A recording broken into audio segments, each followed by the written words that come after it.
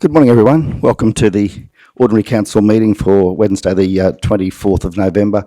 Welcome to councillors, staff and members of the gallery. Lovely to have you with us. Declare the meeting open at 9 a.m. Do we have any requests for leave of absence or any apologies? Now I'd like to call on Pastor Andy to deliver the opening prayers. Thank you, Pastor.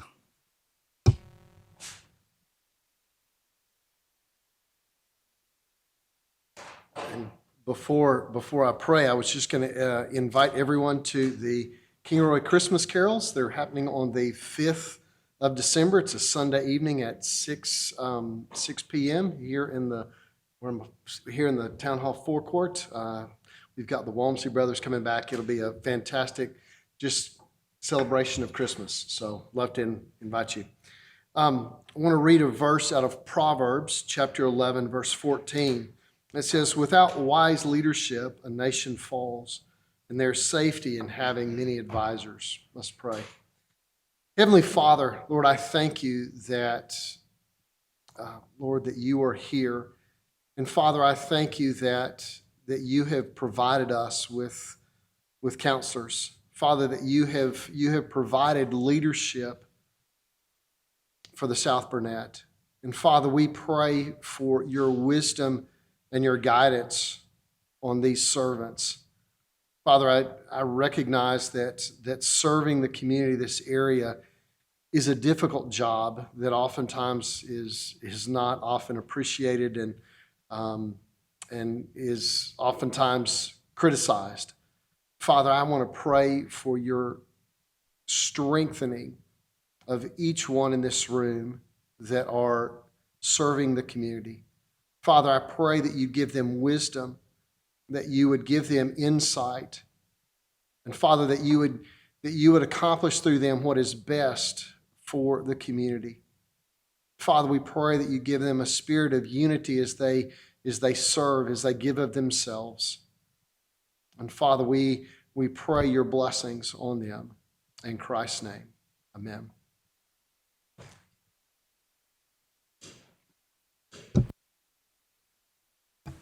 Thank you, Pastor Andy. Thank you for your very sincere and kind words in prayer this morning. And we understand that no doubt you'll have a busy day in doing God's work, but we'll understand if you have to leave. So thank you and God bless. I'd now like to invite Councillor Duff to recognise our traditional owners. Thank you. Thank you, Mr Mayor.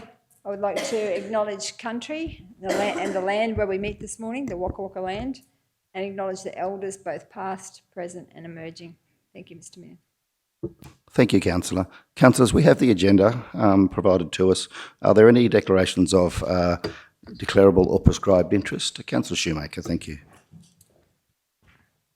Thank you. I, Kirsty Shoemaker, informed the meeting I have a declarable conflict of interest in relation to item 14.8, Coolangatta Saleyard Working Group Report.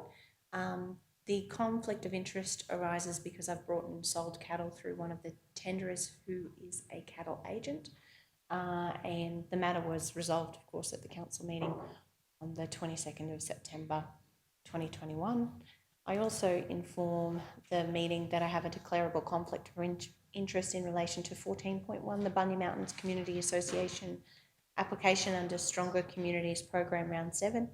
The declarable interest arises due to owning a freehold property on the Bunya Mountains, and I am a member of the Bunya Mountains Community Association. I propose to leave and stay away from the place where the meeting is being held while this matter is discussed and voted on. I also inform the meeting that I have a declarable conflict of interest in relation to item 19.1, the South Burnett Community Hospital. The nature of my interest is as I am a member of the South Burnett Community Hospital Board, and I propose to leave and stay away from the place where the meeting's being held while the matter's discussed and voted on. Thank you, Councillor. Other councillors? Councillor Duff. Thank you, Mr Mayor. I, Councillor Kathy Duff, inform this meeting that I have a declarable conflict of interest as defined in section 150EN of the Local Government Act 2009 in item 14.8, Coolangatta Saleyard's Working Group Report. This declarable conflict of interest arises because I have bought and sold cattle through one of the tenderers who is a cattle agent, This matter was resolved at the ordinary council meeting on the 22nd of September 2021, resolution number 2021/136. Thank you, councillor. Further councillors? Councillor Henson, thank you. Thank you, Mr. Chair. Yes, in relation to, it's the same 14.8, I'd like to declare a conflict of interest in the Coolabunna sale yards, having done the same as Councillor Duff, having used agents and used the Coolabunna sale yards to purchase cattle there and the agents out there. So I'm happy to leave the meeting place where this will be discussed. Thanks, Mr. Mayor. Thank you, councillor. Councillor Jones. Yes, Mr Mayor, thank you. Exactly the same conflict there on the Coolabunna sale yards for the same reasons as previously mentioned by the other councillors. Thank you. Mr CEO. Just, Mayor, just Councillor Henson, were you leaving or were you staying? Were you changing? I may have misheard, but I thought you said you were leaving, but yeah, so you are proposing to leave this time? Okay. So the matter has been addressed previously in relation to 14.8. Just for clarity of the meeting, councillors Duff and councillor Shoemaker and councillor Jones will remain in the meeting. Councillor Henson has elected to leave the meeting. Please clarify, correct me if I'm wrong there, councillors. We have a previous resolution where council has resolved that you could participate in that matter because we believe that that would not influence your capacity to act in the best interest of the community. So thank you. In terms of Mr CEO, Councillor Shoemaker's matters on the Bunya Mountains and the South Burnett Community Hospital, some guidance on that? If the councillor is proposing to leave, that's consistent with the previous actions. Yep. Just clarify, that's your intention, Councillor Shoemaker? Yes, thank you, Mr. Mayor. I'm comfortable with that. I have done in other matters of a similar nature for both those agenda items, so just would feel comfortable in maintaining that consistency. Thank you. Thank you, Councillor Shoemaker. Okay, all right. Well, we've dealt with that item, so we'll now move on to item 6.1.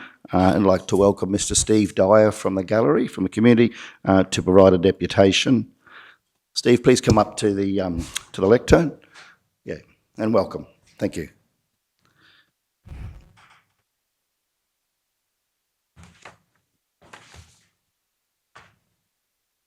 Mayor Otto, Deputy Mayor Jones, councillors, council officers, ladies and gentlemen of the public gallery, good morning. My name is Steve Dyer. I'm a pensioner and a resident of Nanango. I've requested to address this meeting to point out that Council's continued refusal to apply pensioner discounts to all categories of dog registration is totally against changes implemented by other regional councils over 3 years ago.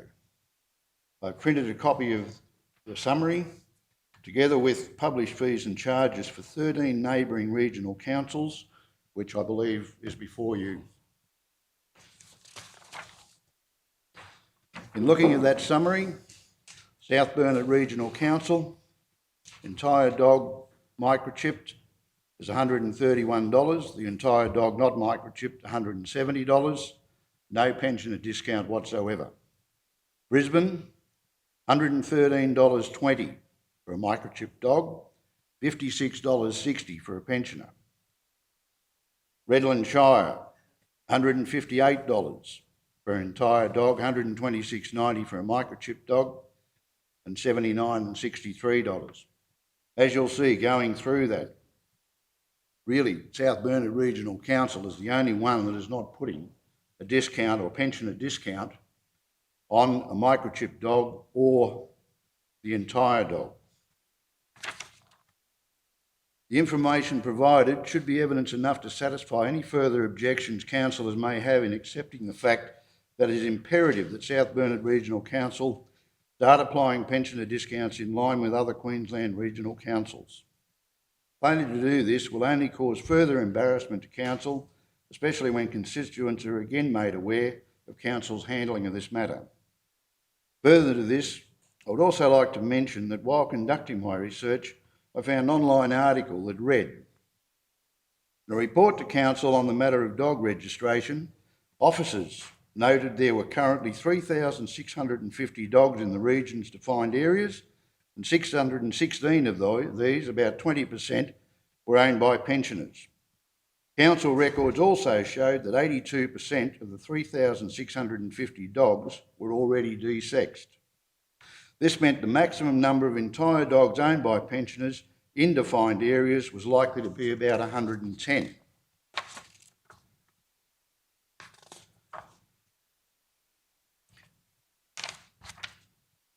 This report being true, Council is penalising 110 vulnerable pensioners by refusing to offer a pensioner discount and forcing them to pay the exorbitant fees to register a dog if not able to pay the vet charges for desexing. With Council enforcing these current fees, Council is getting a payment on those 110 pensioner dogs that they're looking for of $1,925. $1,925. The vet, 110 dogs, if that's what the pensioners own, has got to be registered at $450 per dog for microchipping and desexing. The vet gets $49,500. And the cost to the pensioner for one dog is $467.50, which is 1 week's pension. And if they have two dogs, which many of them do, $935. That's their full pension gone to register a dog that's undesexed with the South Burnett Regional Council. Yet a council has honestly believed that pensioners whose dogs may be their only company should be penalised for not being able to afford the veterinary expenses being forced upon them. Obviously, the only winner here is the vet. If the 50% discount applied, everyone benefits. Council, those 110 dogs at $65.50, $7,205, not $1,925. The vet, 110 at $75, being the microchipping fees, $8,250. The cost to the pensioner, $140 per dog for the first year, then $65 per dog per year thereafter. Another interesting fact is Council's remuneration for dog registration based on figures quoted by Council officers in that article. Council is currently receiving 2,488 dogs at $35, which is $87,080, the DSEX full rate. The pensioner rate, 502 at $17.50, $8,785, total of $95,865 yearly income. Council is also chasing payment for the following: entire dog fees. If those 660 constituents registered their dogs at the entire rate, 550 non-pensioners, $93,500, 110 of pensioners, $18,700, total of $112,200. But it should be noted that the $170 entire dog fee should not even be made available, as it's compulsory to microchip a dog. Therefore, this fee contravenes the Animal Management Act of 2008. So it's illegal to go through and charge it, in my mind. Microchip dog, again, quickly, 660 dogs, $86,460. And the pensioner rate, $79,255. Now, these figures also reveal that Council does not lose anything at all by approving the discount to all pensioners. Pensioners would actually be giving Council an additional amount of approximately $5,200 a year for dog registrations, based on the 110 that you're saying, or the report is saying, is all that's outstanding. Pensioners have well and truly paid their dues over the time and should be compensated for this. Probably also worth mentioning, and a point of major importance, is pensioners make up 30 to 35% of South Burnett's voting constituents. In closing, I now ask that councillors seriously consider tabling another motion for South Burnett Regional Council to firstly publish their schedule of fees and charges for 2021-22 to include a 50% discount being applied to all categories of dog registration for pensioners, and secondly, ensure that the 50% discount applies to all Centrelink approved pensioner concession card holders. I'd like to thank Council for allowing time for this presentation and trust the issues put before you today will be considered in a positive and favourable response. And please remember, every dog has its day. Thank you. Thank you, Steve.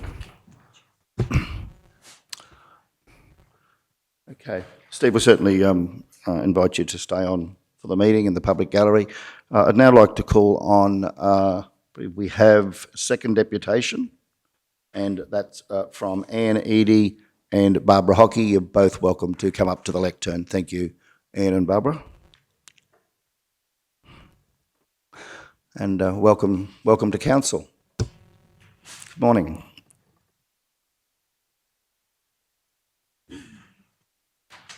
I'd like to say good morning and thank the Mayor and the councillors for having me here this morning. I'd like to raise the issue of Whelan Street again in Hivesville. I believe that any upgrades or maintenance on that road were voted against at the last council meeting. I'm here on behalf of the other residents of Whelan Street, Stephen Payne, who works away in the mines and is currently away, his partner Cynthia, myself and my husband Lloyd. Cynthia decided not to be here today because she said she would become too emotional and sends her apologies. We're here about the concerns we have for the entrance into Whelan Street of emergency vehicles, should they be required. Cynthia's health, she survives on one transplanted kidney and she needs emergency access should anything happen in the rejection stage of that kidney. We also feel that because we pay rates, which are good rates, we deserve to have the maintenance done. The old Wandai Shire maintained that road and we're at a loss as to why that has not continued. We've also worried about access for fire engines because the entrance to Whelan Street is so narrow and a small truck would get up but a big one would be unable to. It's also very difficult in Whelan Street to turn in because on the main road there is no gentle curve. You have to physically stop on the main road and do a right angle turn, and it's difficult the way the road is at the moment with the ruts and to get traction to get up that road. Bearing in mind that it is a main road that you're coming off, even though it's 60 kilometres, very few people do 60 kilometres. And you're very vulnerable sitting there, stopped, trying to turn at a direct right angle with a cattle truck, a grain truck, whatever, right behind you. Now that applies both ways. That applies coming from Proston and also from coming from the Kingaroy side of town. And as I said, we pay rates and we would like something done with it. We're not asking for curb and channeling, we're not asking for bitumen, we're asking for maybe 3-4 scoops of blue metal, because when it rains, Cynthia has no access to her medical appointments.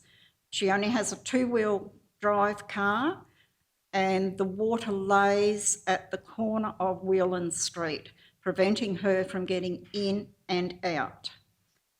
And with her transplanted kidney, her time frame for resuscitation is limited.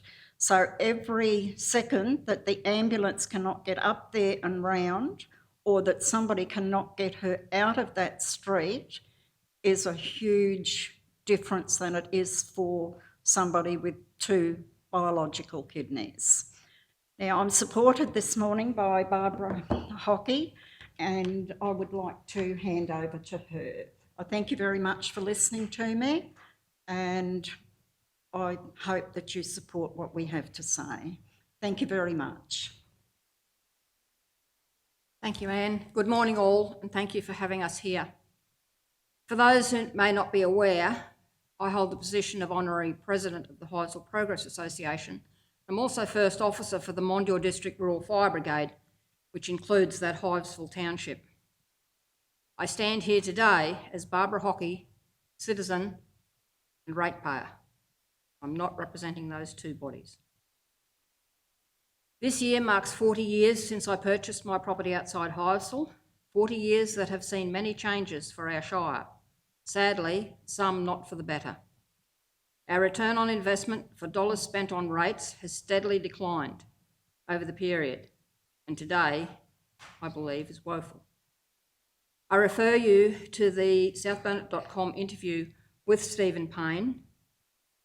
What am I paying my rates for? Why should Anne, Lloyd, Stephen and Cynthia pay their rates? I visited Anne on the 11th of November, just after the first of these recent rain events. Fortunately, I drive a four-wheel drive. As I drove Whelan Street, slid around the back corner, and I do have a photograph on my camera of that corner on that day, then undertook a three-point turn, I put myself in Mondial District 41, which is our first response vehicle for grass fire. And yes, there is vegetation adjacent to Whelan Street, so grass fire could happen. We would need to ensure the hubs are locked before attempting access to Whelan Street, an action where we expect on rural properties, but not in the village precinct. Urban units, I believe, would really struggle to access Whelan Street for a structure fire. And it's not just these two ratepayer structures that are there. There's also the back of the hall. There are other buildings on Andrew and Jolie Whelan's property. Not all ambulances are four-wheel drive. I note another agenda item today regarding construction of a formed road for two portions adjacent to Mamarambi Village. 2 blocks there, 2 blocks in Whelan Street. I strongly urge Council to support our ratepayers with access, all-weather access, to their dwellings. As Anne has said, not asking for it to be a 3-lane highway, but with people with medical conditions like Cynthia, emergency services in the case of fire, we really need to be able to get in there. I believe that I had printed from the council website, is it 31% of the budget is for infrastructure? If that infrastructure includes roads, can we please spend some of those funds in these smaller communities? Thank you. Once again, I'd just like to thank you all for having me here. And I'm not a professional speaker, but I hope you will take note, and I hope our street will be assessed on its own merit, not on the merit of other roads in the Shire. I don't believe that many councillors have been and inspected the road. I'd like to thank Mayor Otto, because I know he has, and Councillor Kathy Duff, who is always on the ball and always steps up. Thank you again. Okay, thank you both. You're quite welcome to remain in the gallery. Okay, we'll now move on. Councillor Duff. Thank you, Mr Mayor. I'd just like to move 2 resolutions, but the first one, if that's okay, that council provide a 50% discount on all dog registration fees for eligible residents in receipt of a Centrelink or DVA pension. Sorry, that council provide a 50% discount on all dog registration fees for eligible residents in receipt of a Centrelink or DVA pension.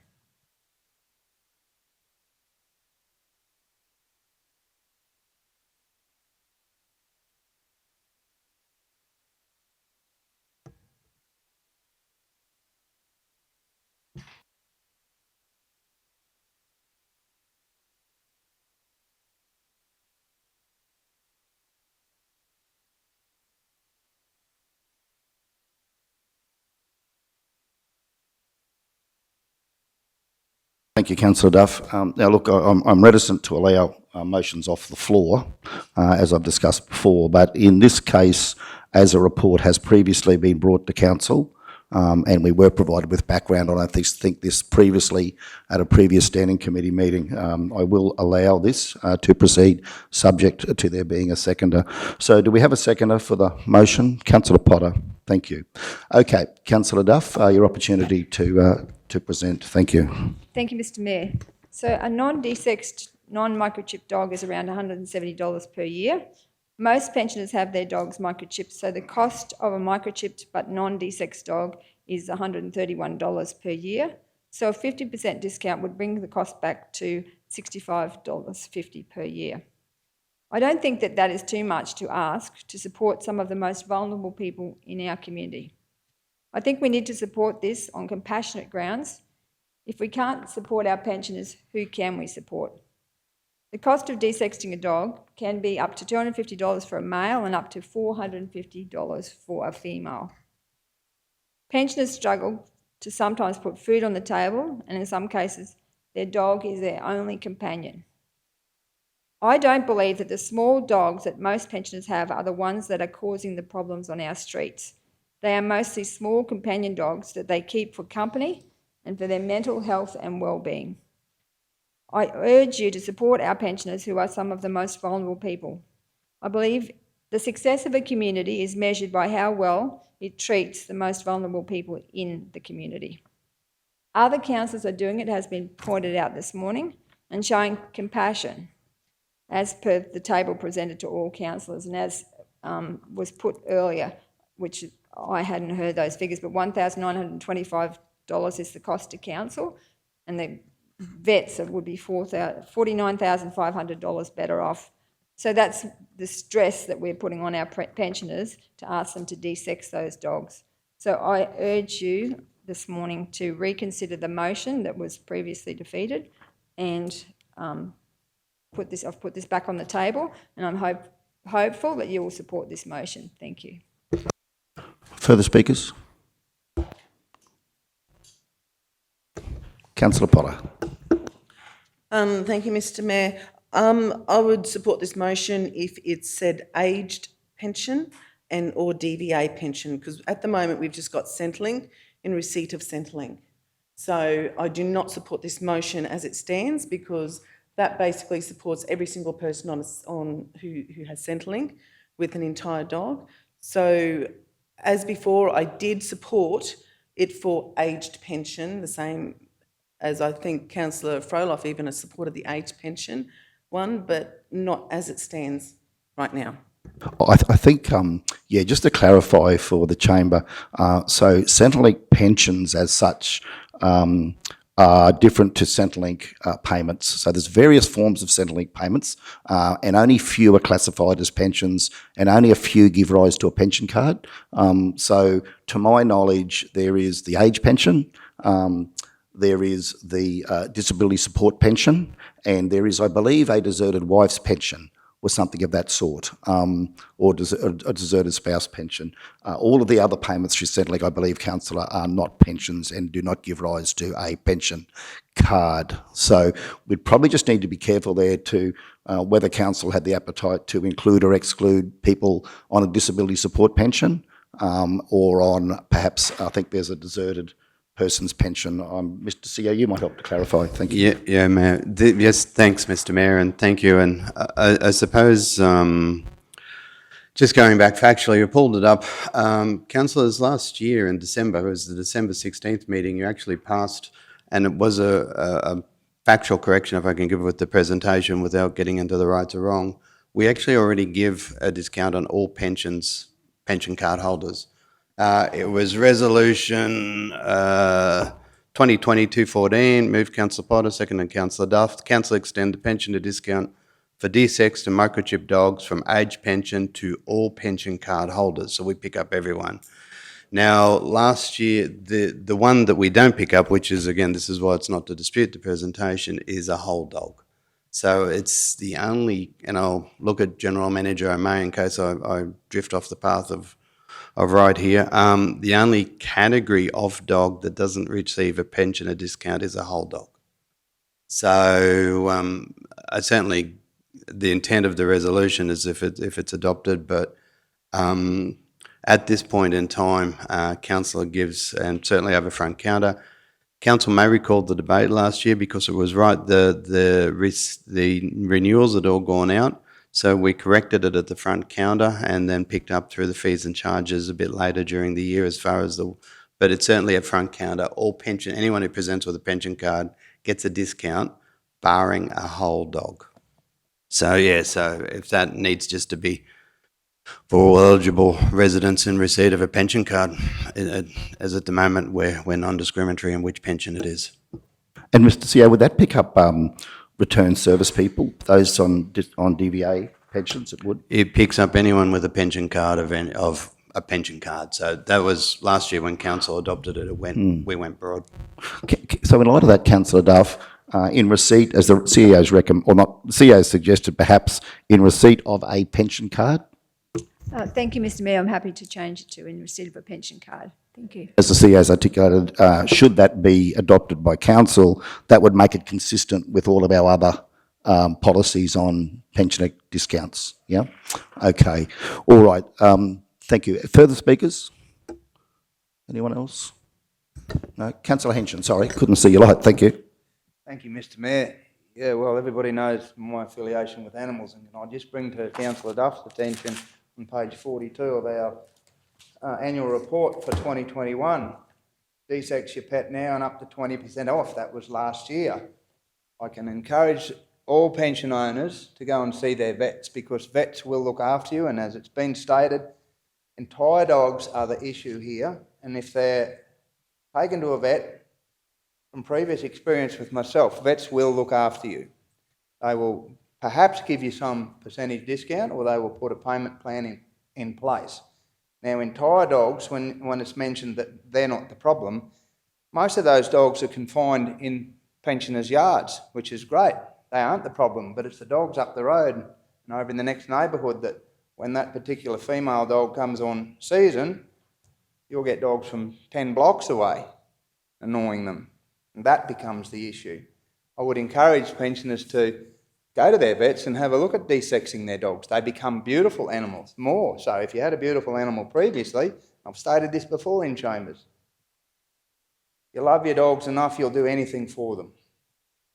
I find the figures here when we compare all our other neighbouring, they're not neighbouring, they're everywhere, and there's been some great figures and statistics there. But again, if you look at that with the third lowest population, in comparing apples to apples, I'm not sure whether that's feasible. We have our own council and our own backyard to look after. So with that, I've struggled to support this, and I encourage pensioners to do as much as they possibly can and seek the assistance of their veterinary surgeons or any other aspect in being able to keep their pets. Thank you. Councillor Shoemaker. Yes, thank you, Mr Mayor. This is a difficult, certainly a difficult area to discuss, and looking at those areas, I do tend to agree with Councillor Henson in the sense that they do have better equipped compliance officers, more resources to support responsible animal management, and I guess that is a challenge for our region. We all know our number of resources to actually support responsible animal management outcomes in the South Burnett would be far less than that of Brisbane, Redlands, Ipswich, Gold Coast. And certainly I recognise North Burnett and Gympie, our neighbours here, have made significant reductions to their entire dog fees. I had a couple of questions after the presentation that Mr Dwyer gave that I would like to direct to GMO May, just in relation to the microchipping. I do note that we have, just with this fees and charges in front of us, I just want to confirm different rates for microchipped dogs, and if you could just talk to me a little bit about that in terms of the Animal Management Act, that would be greatly appreciated. Yeah, through you, Mr Mayor.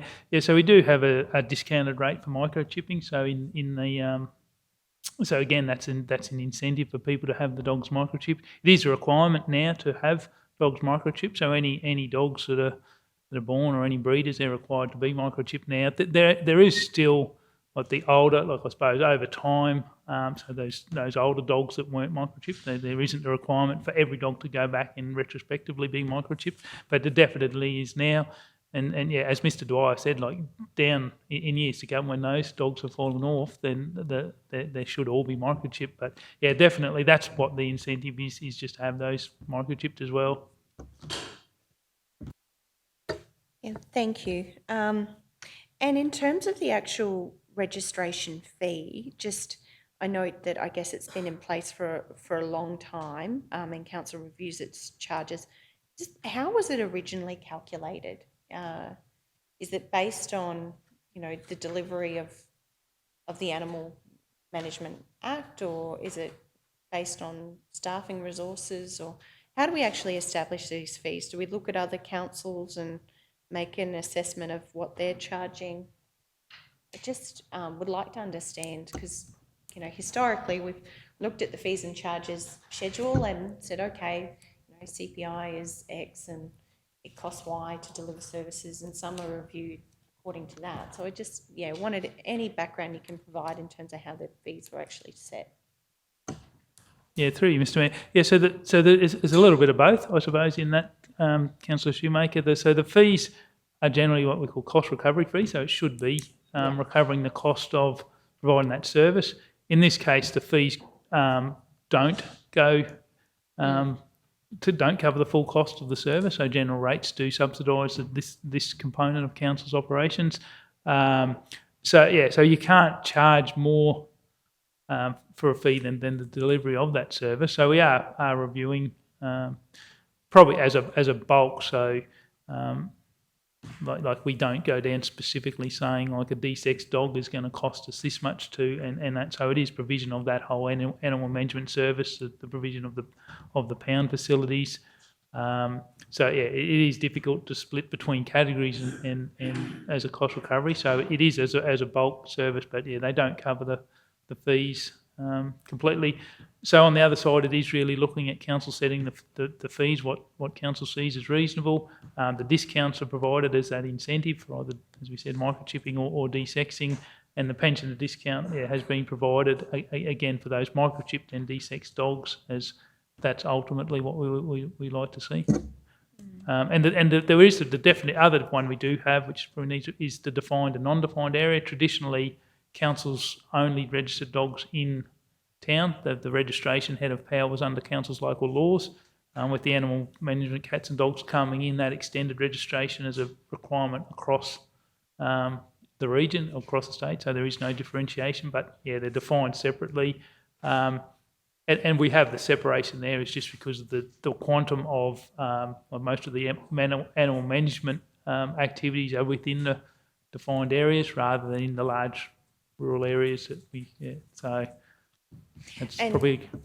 my final question, just in relation to dog registrations, I'm sure there was a report that come by that said they were actually, if not issued recently, about to be issued. So I just wanted to understand from a logistics point of view, if we now apply a discount, just how or what the process will be, because I'm mindful if you've sent those notices out. Yep. So through you, Mr. Mayor, the renewals have gone out. So they registration runs from December through to November. So those renewals are all out. So say for a pensioner with an entire dog, will have that full fee. If council was to introduce a discount, then when they present it at the customer service centre, then we'd be able to apply the discount and credit back at that stage, because we have no idea of the percentage of those that would be in pensioners. Looking at the category where we do offer the pensioner discount, there's around, I think I've worked to calculate around 22% of our pensioners in that de-sex defined. So we could extrapolate that out, and that's what we've sort of done, extrapolating that out in those categories. We can see sort of the cost impacts or expected cost impacts. Yeah, thank you for that clarity. Look, on this occasion, I am going to support the motion put before us. I recognise my concerns were around and are still around the actual delivery of effective animal management in our shire. However, I do recognise with some of the numbers that I've been given that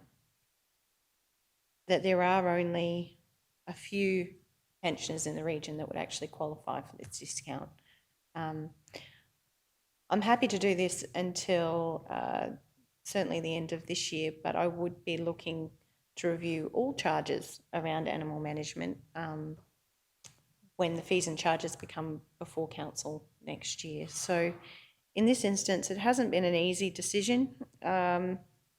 I do think we have a responsibility to the legislation that's before us, and I respect the advice that the staff have given us. But noting the small number of pensioner dogs that would actually receive this discount, I'm comfortable with this decision at this point in time, but I think there is more work that needs to be done in this area. They're my views at this point in time. Councillor Potter. I think Pete had something to say, did you? Sorry, I'll let Pete go first. Okay. Yes, General Manager. Thank you. Through you, Mr. Mayor, just in relation to the collection of fees, it would be more than reasonable to suspect that the majority of fees have been paid at this time in terms of the volume that customer service have received over the counter. So it could be problematic in terms of the particular timing, and the council has committed administratively to do a full review of our registration fees and charges, and that has been through working with the Queensland Ombudsman for our 22-23 financial year. So there will be a substantial body of work conducted by General Manager Peter O'May at that time. Thank you, Manager. Councillor Potter. Thank you, Mr. Mayor. Look, listening to everything there, and knowing that the animal registration fees have already gone out because mine came and I've already paid that one, but I would like to actually move a second motion, if you don't mind, that the discount provided to pensioners be looked at or be added to the budget agenda for the 22-23 budget discussions.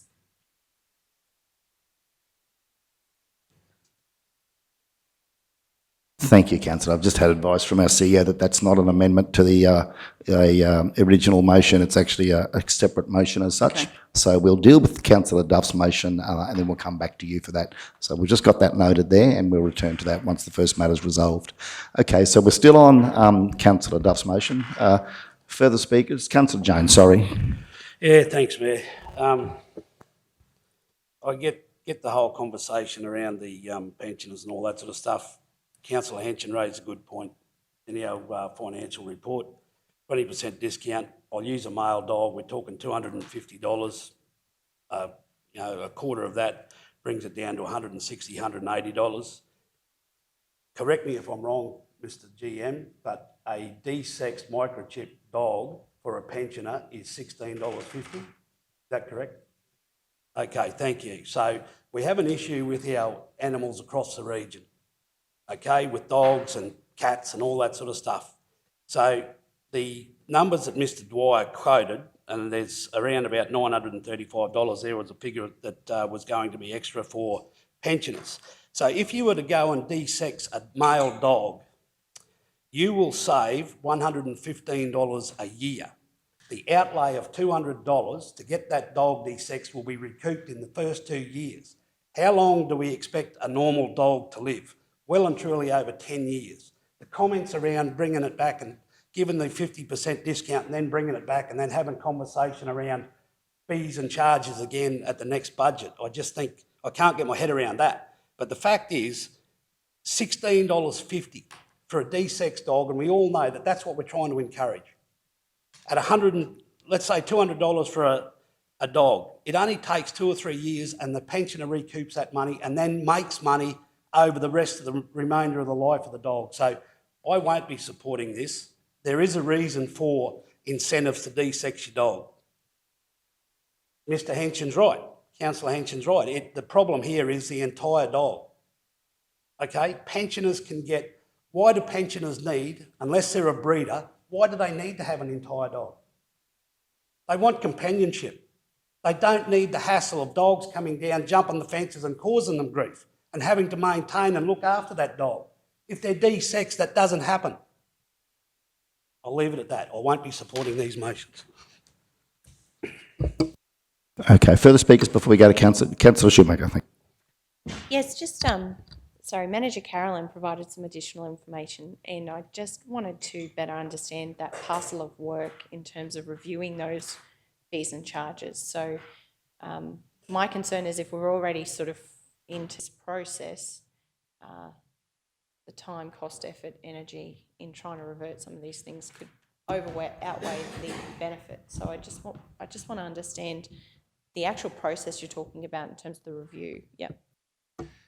Yeah, through you, Mr Mayor. So it's probably a similar question to you who asked around that cost recovery fee, that our fees aren't over recovering for the cost of providing that service. So we did have a query on that earlier in the year and through the Ombudsman Office, and so we have been talking to them and made the commitment.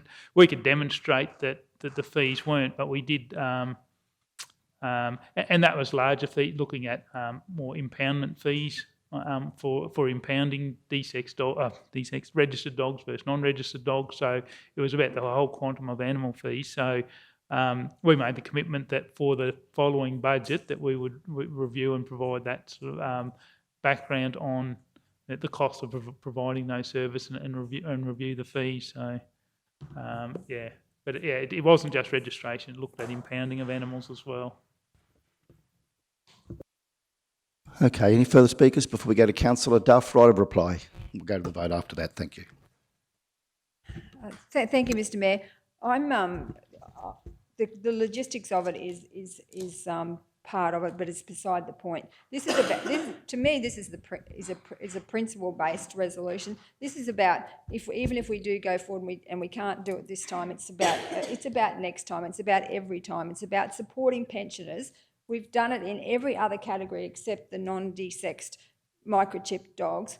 Why would we be such a stickler on this? Every other council, there's 13 councils here named that are prepared to do it. Are we that hard-nosed that we can't just, we're talking $1,500, $1,900. We're not talking, it's not like sheep stations, but sometimes those kind of figures that we're talking $49,500, maybe you can get a discount. But these are pensioners that are sometimes struggling to put food on the table. Every time we put a little tiny bit up on our rates, I'm thinking about how much is that going to challenge the pensioners. And and also the other part about it is that sometimes they've got an aged dog that they don't want to actually take to a vet and put it through the trauma of getting desexed and in any case. So this here is about a principle. It's about what we care about. It's about our most vulnerable in our community.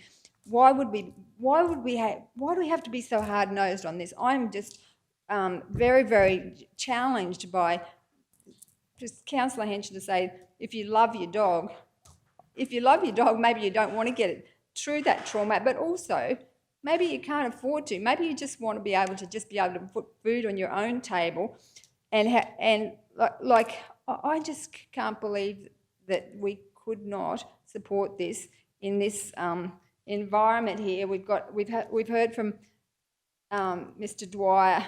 He's representing a whole group of pensioners right across our region. He's stuck his neck out. He's come in here. And we're talking, like I say, it's not sheep stations, but this is about a principle. It's about supporting the most vulnerable in our community. And I just urge you, just for the sake of our council and what we do and how we think, that we support this resolution. Thank you. Let's go to the vote. Those in favour? Councillor Duff, Potter, Shoemaker and Otto. Those against? Councillor Jones, Henson and Froloff. The motion has been carried 4 votes to 3. Thank you all. Okay, to Councillor Duff. Thank you, Mr. Mayor. I'd just like to move another motion that on the basis, is that okay? Sorry. On the basis of evidence that Whelan Street was a formed and maintained road, under the previous Wandai Shire Council, I'll just get you to go steady there, thanks, councillor, because well, let's try and get this on the screen for the other councillors. Thank you. under the maintained road, under the previous Wandai Shire Council,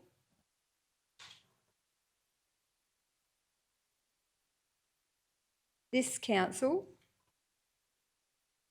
continue to recognise the road as a formed road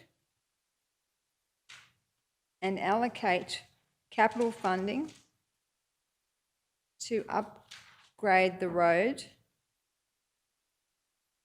to gravel standard and provide ongoing maintenance. Councillor Duff, could you just confirm as presented is correct, the correctness of such? Yes, Mr Mayor. Okay. Now, again, as you know, I'm reticent to allow motions off the floor. However, on this occasion, as this matter has been presented to a standing committee meeting with an officer's report previously, I will be allowing the motion, subject to there being a seconder. Do we have a seconder for such? Councillor Potter, thank you. Okay, Councillor Duff, please present. Thank you, Mr Mayor. I'm happy to review all of the unformed roads in May, as Councillor Shoemaker put that resolution forward, and I supported that. But I believe that Whelan Street is a formed road because after amalgamation, the evidence to prove that roads were formed was the fact that they had been graded before. So I went through the whole, I've been a councillor since the beginning of amalgamation, and that was the evidence we used to work out whether roads were formed or unformed. So I went back to the CEO of the former Wandai Council to try and work out why Whelan Street was on the maps and why it appears to have been now dropped, the ball has been dropped on it as far as council is concerned. So I have an email and it was read out at the last committee meeting, and I'm prepared to read it out again with the leave of the Mayor. Dear Councillor Duff, I refer to your query regarding whether maintenance work was carried out on Whelan Street, Heysel, by the former Wandai Shire Council. My association with the Wandai Shire Council was from 1965 to 2007, 1965 to 1968 Cost Clerk, 1968 to 1975 Deputy Shire Clerk, 1975 to 1993 Shire Clerk, and 1993 to 2007 Chief Executive Officer. As a cost clerk, I was responsible for costing all council capital and maintenance roadworks. During my time as Shire Clerk and Chief Executive Officer, it was my responsibility to ensure all requests for the upgrading and maintenance of council roads was carried out. Written and councillor road requests were dealt with at monthly council meetings, and I can recall that Councillor Bill Etherington, who was the divisional councillor for the Heysel area, had from time to time requested that maintenance work, including grading of roads in Heysel, be attended to. One of those roads was Whelan Street. I hope the information I have provided will ensure that Whelan Street is included in the list of formed roads. Kind regards, Alan Keats, PSM, OAM, FLGMA, retired, 8 Solander Street, Pelican Waters, Queensland. So I am arguing now that Whelan Street is a formed road and that we don't have to go down the path of prosecuting whether it's all the unformed roads. I'm happy to do that, but this road, I believe, is a formed road.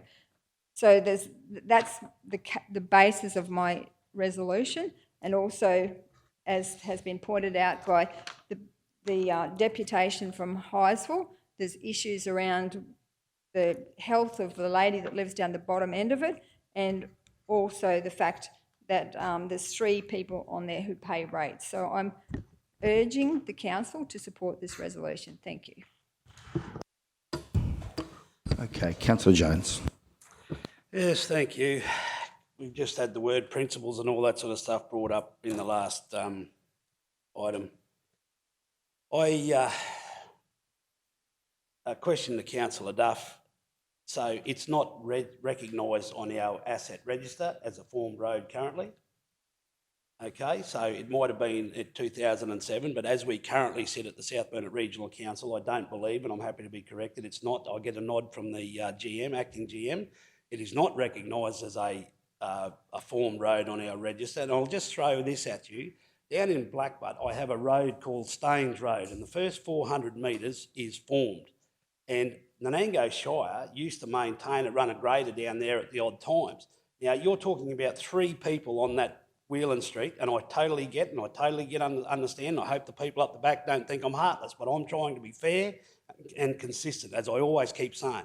Staines Road is an access for fire. If a fire starts on Bowman Road and heads from the west to the east, there is over 70 to 100 blocks in there that have no escape other than down Staines Road. And yet I cannot get that road serviced or any way, shape or form. So we have to, I'm being fair and consistent. You acknowledge that we're going to have a conversation in May about unformed roads. You, councillor, have brought roads to our attention prior and that hasn't been done. So I struggle with being fair and consistent, knowing that this road is not on our asset register currently. So we have to do something and change something before we even contemplate, this is only my view, before we contemplate doing something there. Now, the ladies have exposed and said that they only need three buckets or 3 scoops of blue metal. They're not requiring full gravel and all that sort of stuff. But it's not, as we currently speak, on our asset register. It is a road reserve. And there is a number of examples. There is a huge amount of roads that are on road reserve right across our region with exceptional circumstances, and they all pay rates. Everyone pays rates, and they want something for their rates. Don't argue with that. Don't argue with Mrs. Hockey saying that the service level might be diminishing. I have concerns in the future that they'll keep dropping unless we do some remarkable stuff in here. Not arguing that at all. But I will not be supporting this simply on the process that it is not currently sitting on our assets, and it is principles. I am making this decision on principles because there is other people that have come with the same argument and we have said no.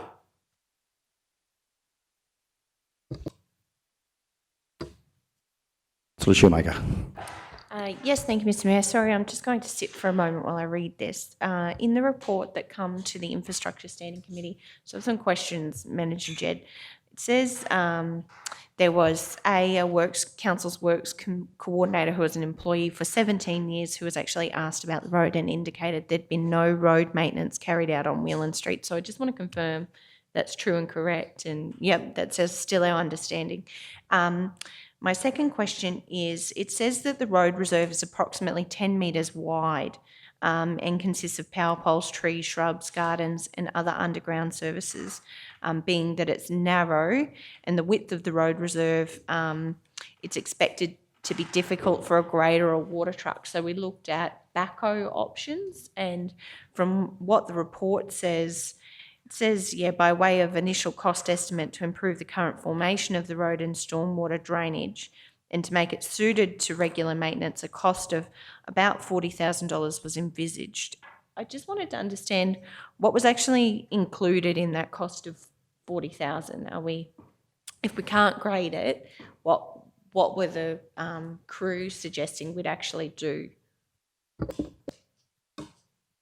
Mayor Otto, in response to the councillor's query, our suggestion there was that we would construct something more akin to a driveway construction and use that sort of equipment to do it. So we'd be looking at excavation and removal of material. So unlike a rural road where we'd have the option to build the road formation up because of the proximity of driveways. In fact, the setback of the buildings there, as councillors well aware, are quite limited. So we had to be very careful with a number of things, thus adding to the complexity. So in terms of a mechanism, to go into specifics, probably some sort of excavation equipment, either excavator or loader directly into truck, replacement in a boxed-in construction method. So we would impact as least as possible drainage issues. We need to be sensitive to that because, as councillors are aware, we have large numbers of drainage issues where water leaves our road reserves, and we exacerbate those problems, of course, once we put a hard surface in there. So once we've done something to change it, we need to be sure that we're not making any other issues worse. So that would be my expectation.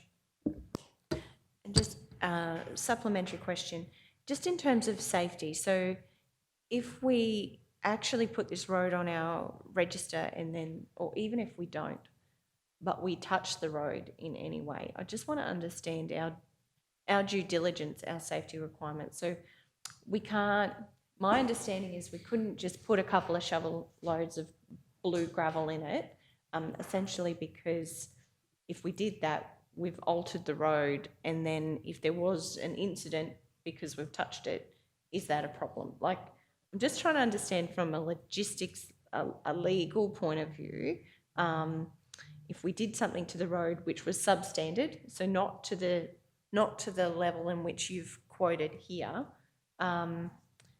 is that a safety issue? Does that put council in a precarious situation from a safety point of view?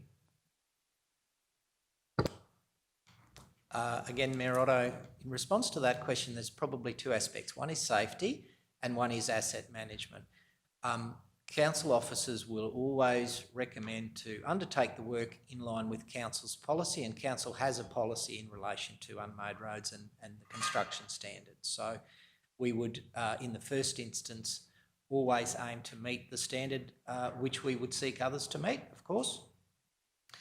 Secondly, that we would seek to minimise ongoing operational costs with it, and because of the limited access to it, it would not be easy to access the road with our larger road making and maintenance equipment as we would on say a rural road or a road on a 20-metre road reserve.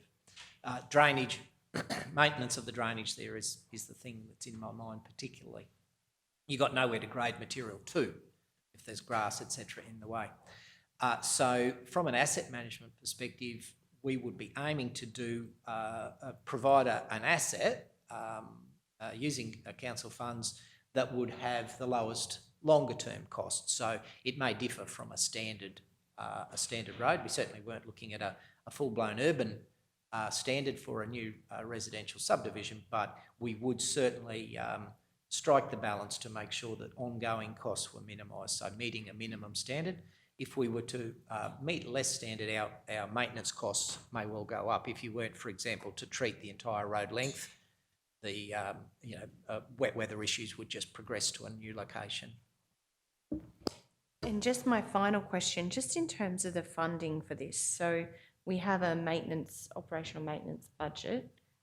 So would a project like this look to come out of that budget, or would it mean that works that we had actually planned to do would have to be pushed aside to do these works? I'm just trying to understand from a funding perspective, $40,000 just doesn't appear in our budget. How will we, when we put this report to council about the $40,000, what was your funding strategy or thinking around funding?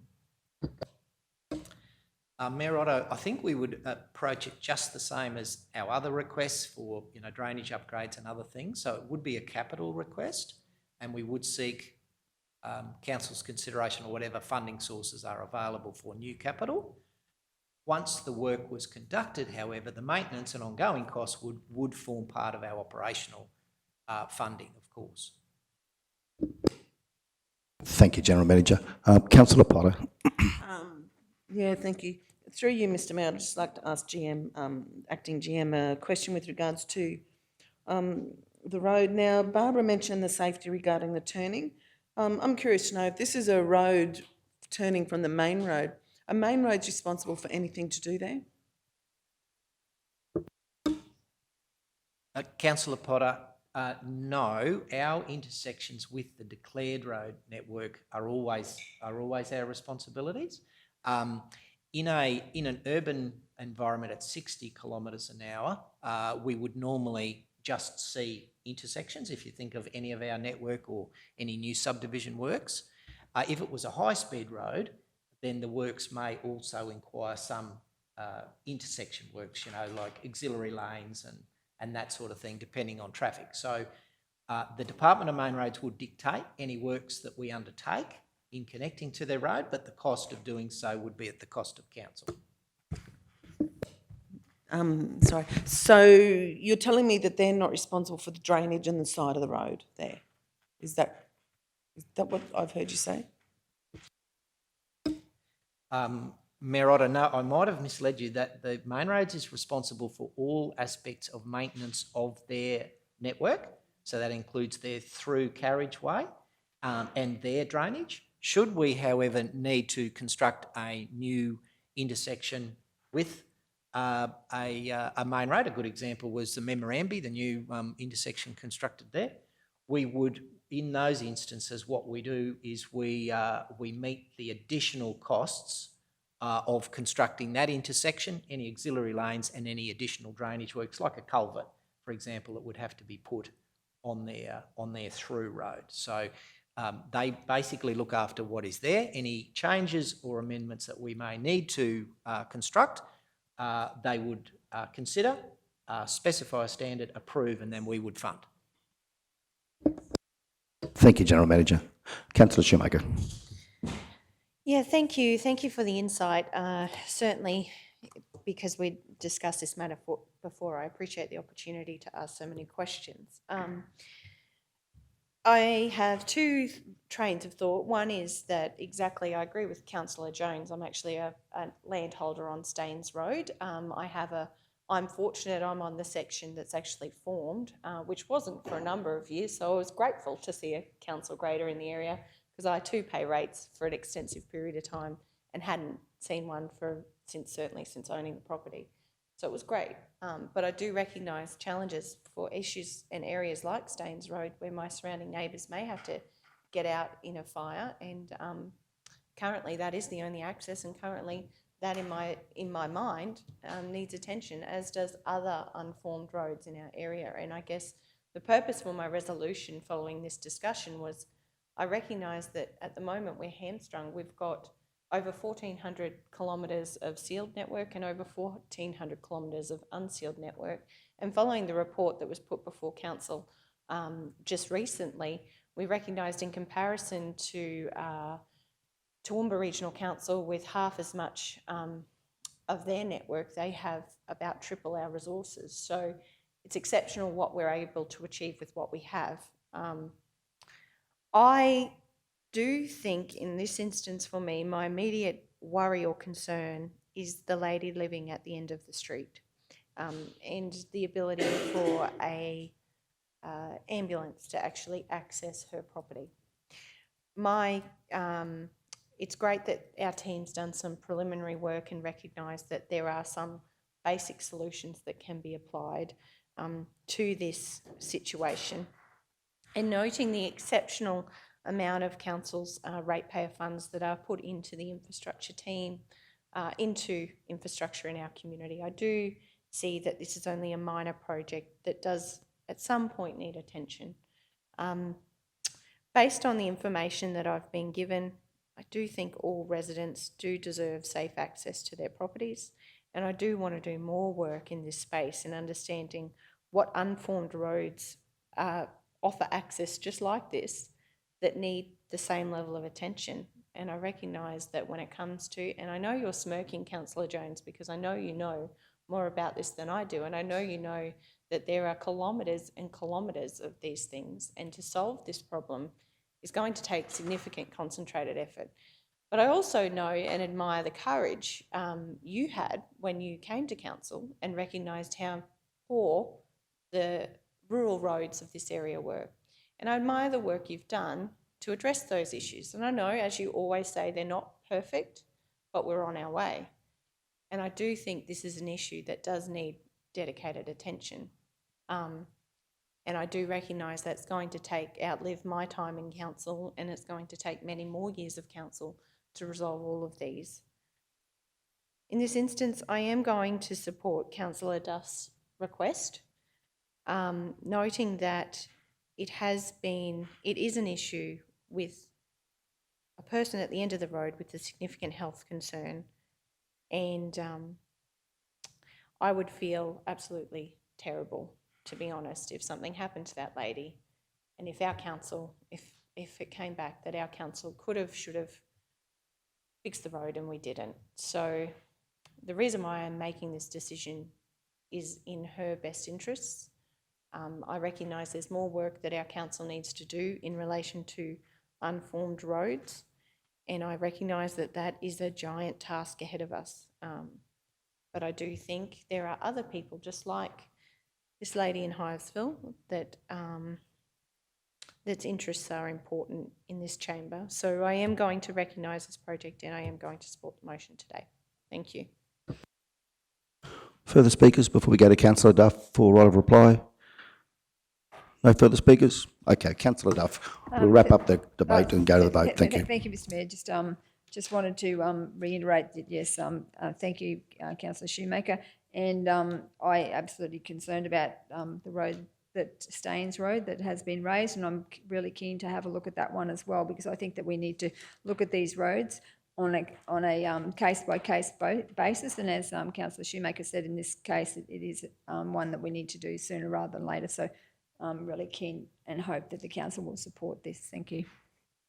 Thank you, Councillor. It's time to go to the vote. Okay, those in favour? Okay, Councillor Duff, Councillor Shoemaker, Councillor Otto in favour. Those against? Councillor Jones, Councillor Potter, Councillor Henson and Councillor Froeloff. The motion has been defeated by 4 votes to 3. Thank you all. Okay, we're now on to item 7.1, minutes of the council meeting held on the 20th of October 2021, and that is at page 8. Excuse me, Mr Mayor. Sorry, Councillor Duff. I want to move a procedural motion that item 14.5, Mondial Hall, future plans for maintenance and tenure arrangements be brought forward to be discussed now, as that we have the Mondial people in the room. Okay, we have a procedural motion, councillors. Do we have a seconder for such? Seconder? Councillor Jones, thank you. Okay, we'll go to the vote. Those in favour? Carried unanimously. Thank you all. In accordance with the procedural motion that's now been passed, we'll move on to attending to item 4.5, which is at page 193, Council. I'll just get to the page.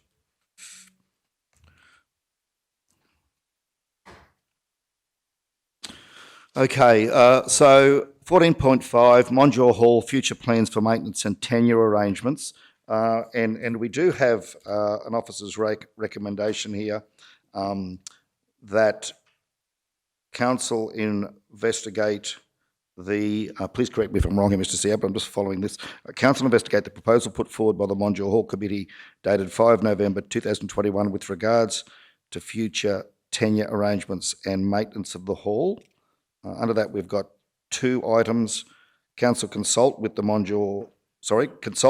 committee to determine future use, asset management and tenure arrangements for Mondial Hall, and seek legal advice to finalise the preferred tenure arrangements, which may include making application to the Supreme Court of Queensland to provide a ruling. So there are those 2 elements to the recommendation their council has presented. Do we have a mover for such?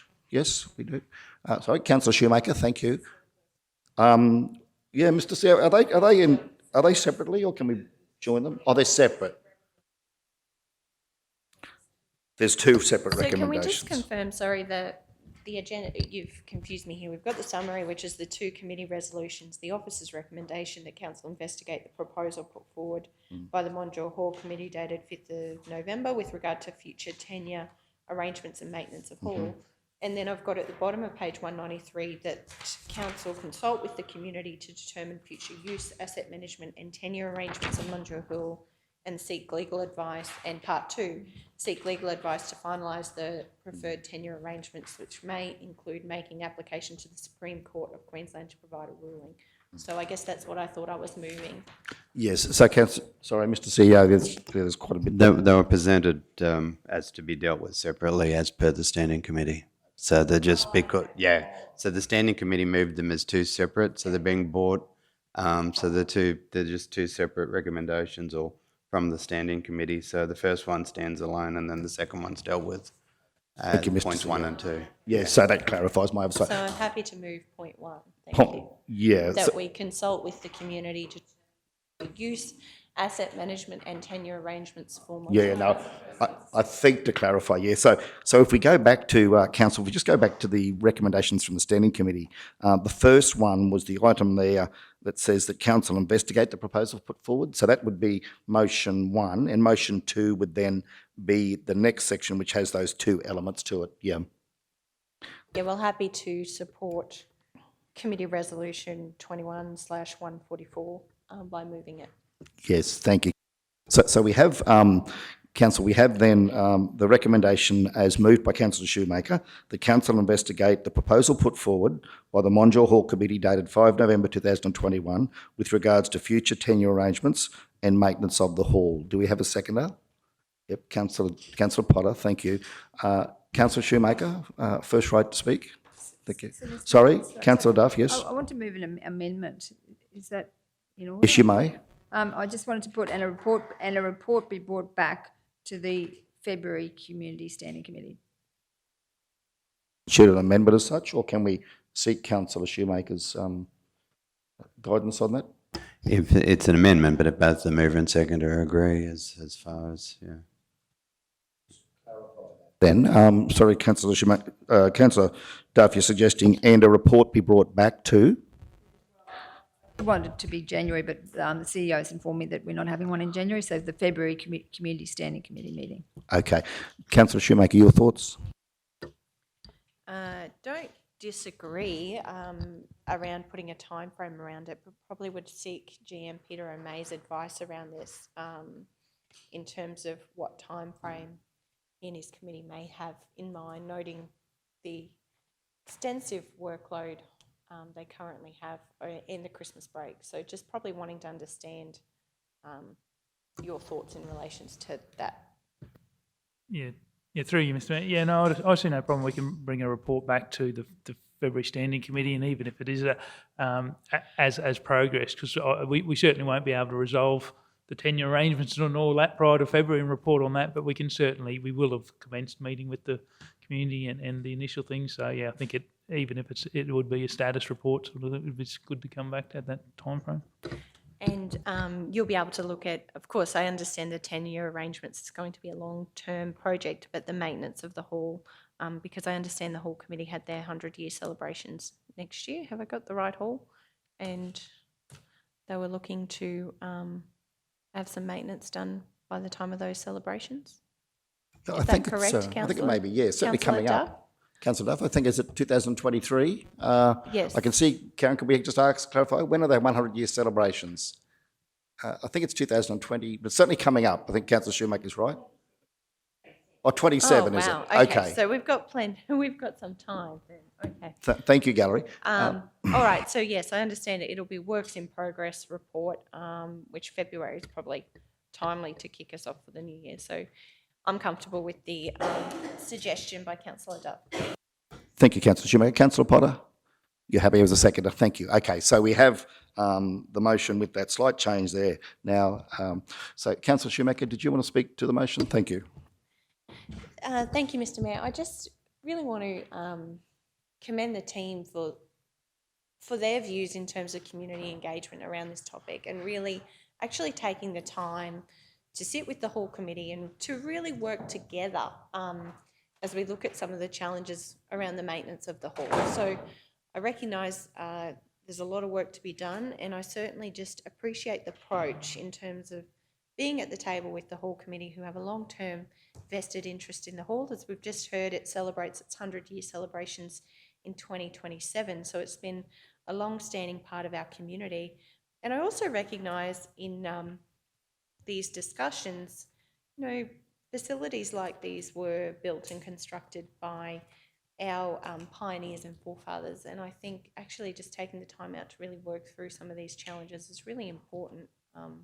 So I look forward to the progress reports, and thank the team. I know this will be complex, and I know it won't be easy, but I do appreciate their honesty and their hard work in terms of tackling some of these challenges and working with our community to find the solutions. So I just commend the recommendation to the chamber. Thank you.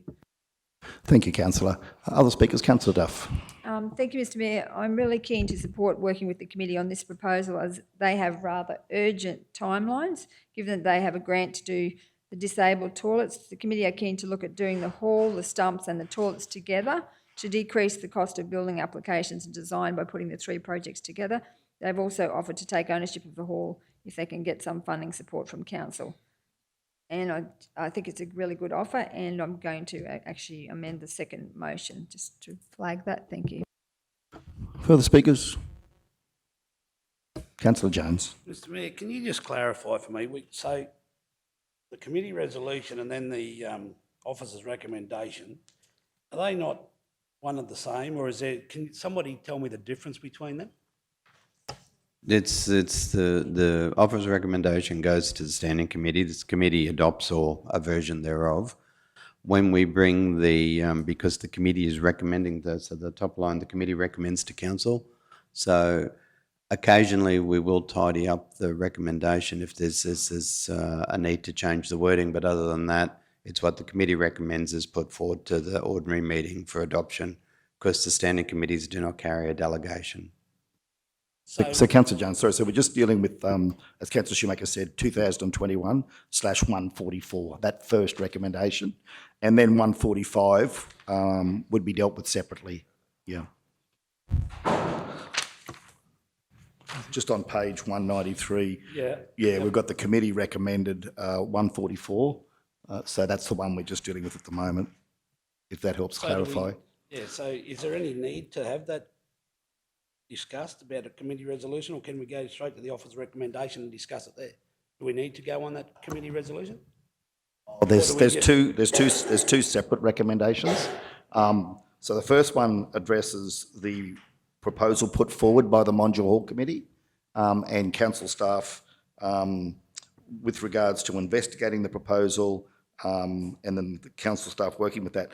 The second recommendation, 145, though, goes to consulting with the community, which is the broader community. I think Manager Leanne had made it clear that as part of the process, we have to consult with the broader community when it comes to these halls. That's part of the legislative process. I'm just going down to the officer's recommendation that I matched up. I didn't look at the 144 up the top. So, 144 is irrelevant. 145 is where we're at the moment, and going to the officer's recommendation. So, while I'm here, Mr Mayor, I'm more than happy to work through this process. The key thing in this is that we may have to go to the Supreme Court of Queensland to provide a ruling. Now, when we discussed it in the Standing Committee, we had all sorts of legalities and all that sort of stuff, and handing over the ownership, I believe, to the community out there. So that through to February should give us, or give the staff enough time, hopefully, to get that. So if there's a way that we can work through this and get the Mondial Hall into the community's hands and off the council's asset register, I think it's a good thing. So I'm keen to work through the community consultation and let the staff have due time to go to see if they've got to go to the Supreme Court. Thank you, Councillor. Okay, so further other councillors wish to speak at this time? No? Okay. I will just few comments and then I'll go to Councillor Shoemaker for right of reply to wrap up before we go to the vote. First of all, just wanted to, as a Councillor Shoemaker has done, acknowledge the work that the staff have been doing in this space. Thank you very much, General Manager, to you and your staff. Also acknowledge the Mondial Hall Committee. Thanks very much for the proposal that you've put forward. I know you've been working really hard. We all felt for you when the Fanny Lumsden concert got cancelled last year and we couldn't go out to Mondial Hall and enjoy our time there. So, but I see you here in the gallery and just wanted to say on behalf of our council, thank you for putting the proposal forward and it will now be considered by council. Councillor Shoemaker, for right of reply, thank you. Yes, thank you, Mr Mayor. I just wanted to back you up. My daughter and I were very much looking forward to that concert, so I'm hoping that's on the cards. She's still coming. She's quite a superstar, so if you haven't got your tickets and they're re-advertised in the new year, please have a look at that. I think it really does go to show just how hard the Mondial Hall Committee are really working to maintain their hall in their community. So I fully acknowledge that and, support this recommendation. Thank you, Councillor. So let's go to the vote. Those in favour? Okay, carried unanimously. Thank you all. So the second recommendation here now then, is from the committee, which is recommendation number 145, and that has two elements. Firstly, that council consult with the community, so this is the broader community, to determine a future use, asset management and tenure arrangements for Mondial Hall, and seek legal advice to finalise the preferred tenure arrangements, which may include making application to the Supreme Court of Queensland to provide a ruling. Do we have a mover? Councillor Potter, thank you. Second to Councillor Duff. Okay. Councillor Potter to... Councillor Duff. Sorry, I want to move an amendment, sorry. Right. Yes, Okay. please proceed. So that in point number, the first point that we add that a report be brought back to the February Community Standing Committee, added to that one. And number 2, after the application to the Supreme Court, and if that is the case, then council enter into an MOU with the committee after this, the word Supreme Court. Supreme Court of Queensland. And if that is the case,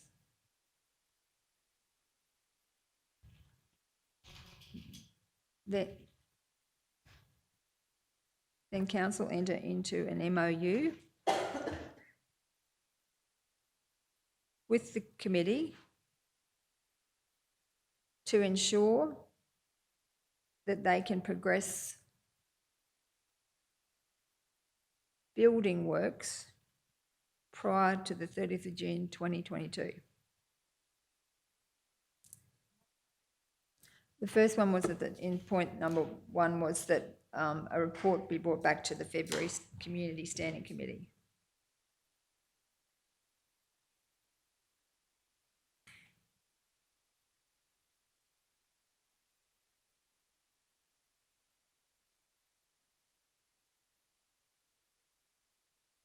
Thank you, Linnell. Councillor Duff, just get you to confirm, can you please, as presented, that that is correct?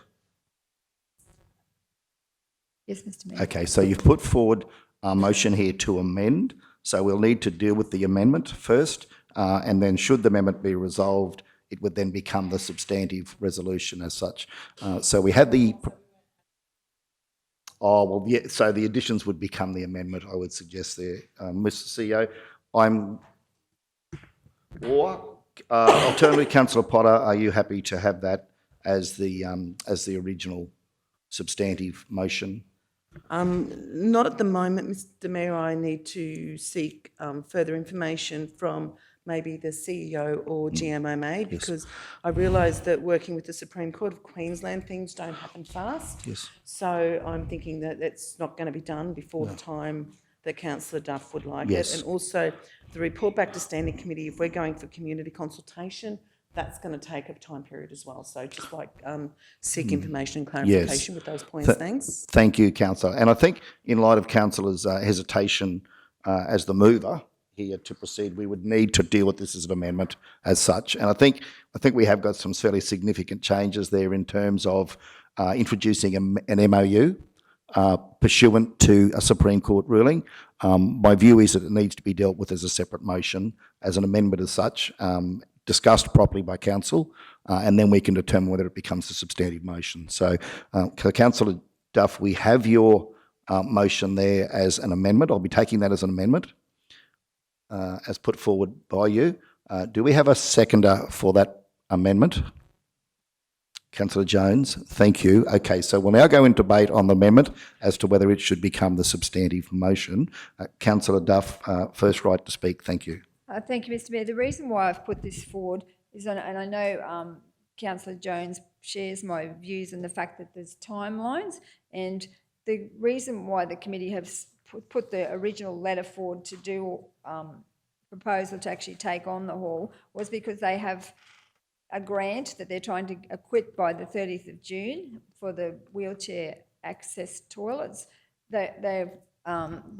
We have councils, the manager has already said that we've got some funding to support doing the roof because through insurance, and then this is the re-stumping. So they'd like to do all of that as one project and do it before the 30th of June. So the timelines are very tight.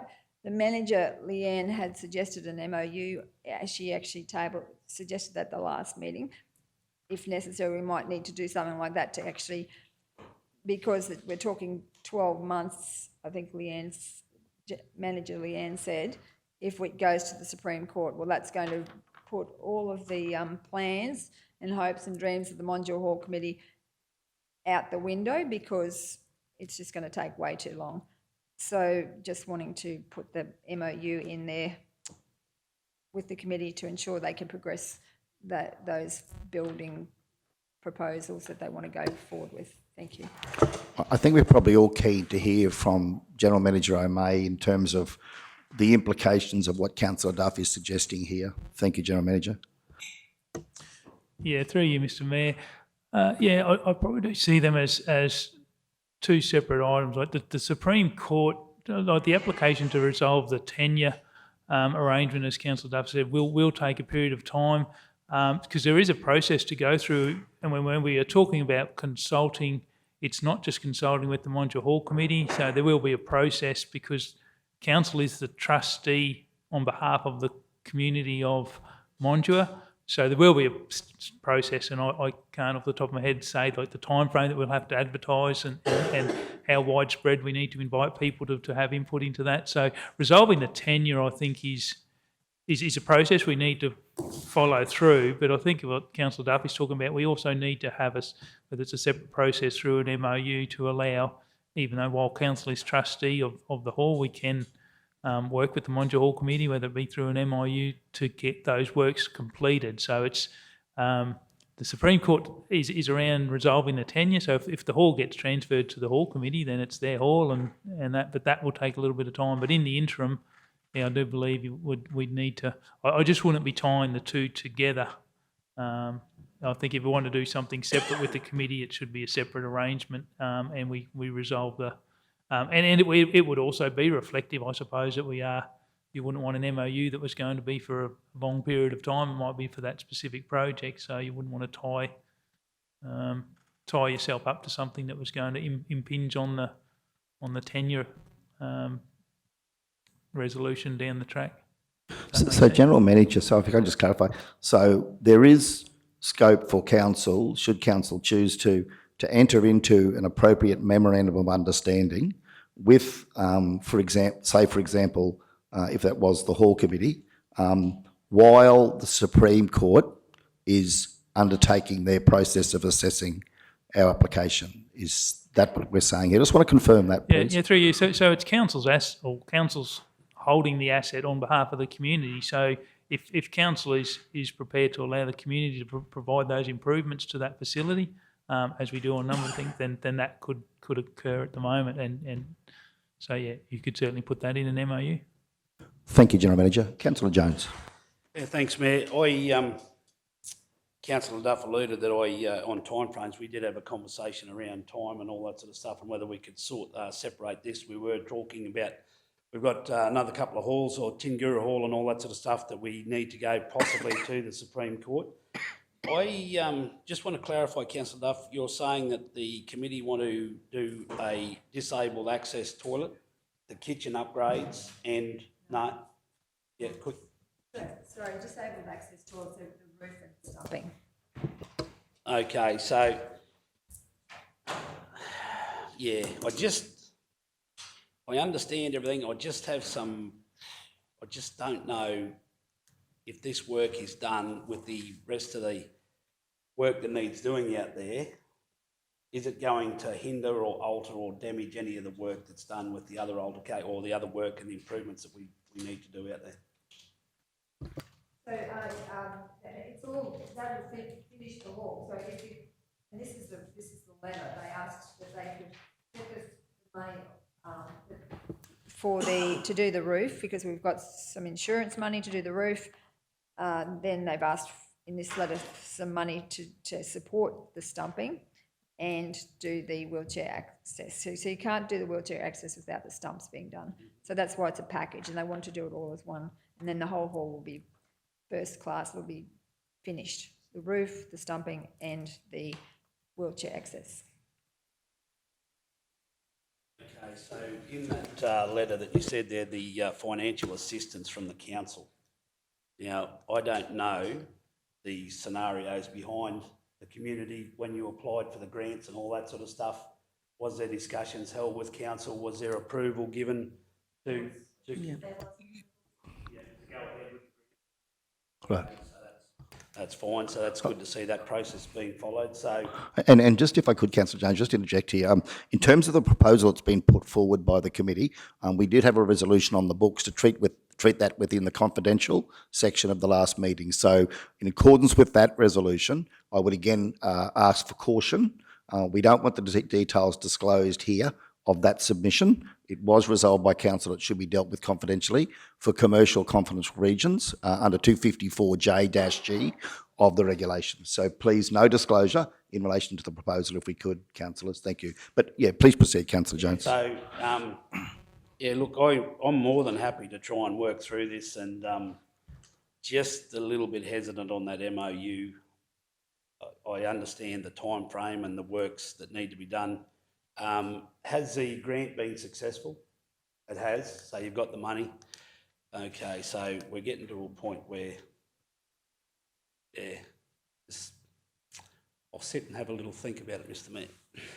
Thank you, councillor Jones. We'll go to councillor Potter and then across to councillor Shoemaker. Thank you, councillor Potter. Thank you. Can I have that resolution up on the screen, please?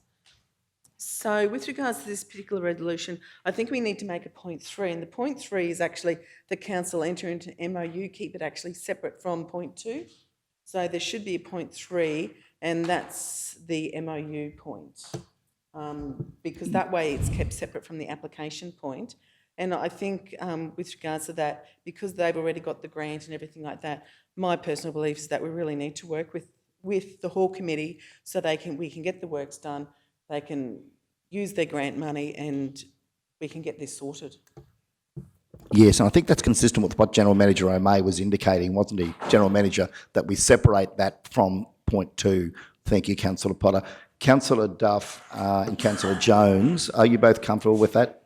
Yes, Mr Mayor. Okay, so we'll proceed with, as presented there, with councillor Duff, councillor Jones moving. Councillor Shoemaker. Yes, thank you, Mr. Mayor. Based on our conversations that we had at the last meeting, I was of the understanding that the previous resolution that we've just passed, which was to investigate the proposal that was tabled, the correspondence Councillor Duff's referring to on the 5th of November from the Hall Committee. If you can, just scroll back up. Yep, so that council investigate the proposal put forward by the Modular Hall Committee with regards to future tenure and maintenance of the hall, and a report be brought back to the February Standing Committee. So to be honest with you, I'm not entirely comfortable with committing to an MOU at this point, because we haven't done that investigation and we don't actually understand what the MOU will look like. So in my mind, I'd prefer for that report to come back in February after our team's done the work, sat down at the table with the Modular Hall Committee and really understood their proposal and how we could partner in that, and then bring that back for an MOU. So at the moment, we're proposing to commit to an MOU without really understanding the substance of what that arrangement is. And I would rather see an actual drafted, documented MOU following the investigation so that we can discuss that, or be comfortable with what we're committing to. That's my feedback. So I'm not supporting this proposal. I absolutely support the collaboration and working with the Hall Committee. I think in the first instance, the most important thing to do is for our team to sit down with the Hall Committee, understand their grant timeframes, understand the insurance claim, understand all of those things, draft an MOU and bring it back to council for consideration. That's sort of part of the investigation that I was expecting, and I probably just want to seek any advice if I'm off path there in terms of our process. But I think the upfront conversation and then the drafting of some sort of partnership, happy for that to say draft an MOU or work with the crew, but I'm not committing to an MOU I haven't seen. Thank you, councillor Shoemaker. And can I, sorry, yes, proceed. We'll go to General Manager O'May shortly, just to help clarify that. And you do raise a good point, in my mind, that once we get that report in February, there certainly would be nothing stopping council at that point in time from considering an appropriate MOU. So locking it in now wouldn't necessarily delay the process, but would certainly still leave open the opportunity, councillor Duff, for you to bring back a resolution to progress an MOU at that point in time, was that the outcome from the February report. So I can see the point in that. But yeah, certainly General Manager O'May, as councillor Shoemaker's requested, can the chamber hear your thoughts on that? Thank you. Yeah, thank you, Mr Mayor. Yeah, I certainly agree with your summation and councillor Shoemaker's. I do think entering into MOU before we've investigated will potentially commit either council or the Modular Hall Committee to potentially substantial works or costs that aren't necessarily fully assessed at the moment. And so, General Manager May, if we were to take item 3 out, we would still get the report brought back to the February Standing Committee after that broad community consultation had been done, and then we could then consider options in relation to MOUs. Would that be correct? Yeah, that would be my understanding, Mr Mayor, because the MOU is really just going to enliven the action, but I think we really need to fully understand the costs or potential costs around those. And we would need to also understand what the outcome of those community conversations are, wouldn't we, before we progress? Yeah, okay, that's fine. Back to Councillor Shoemaker. Thank you, Councillor.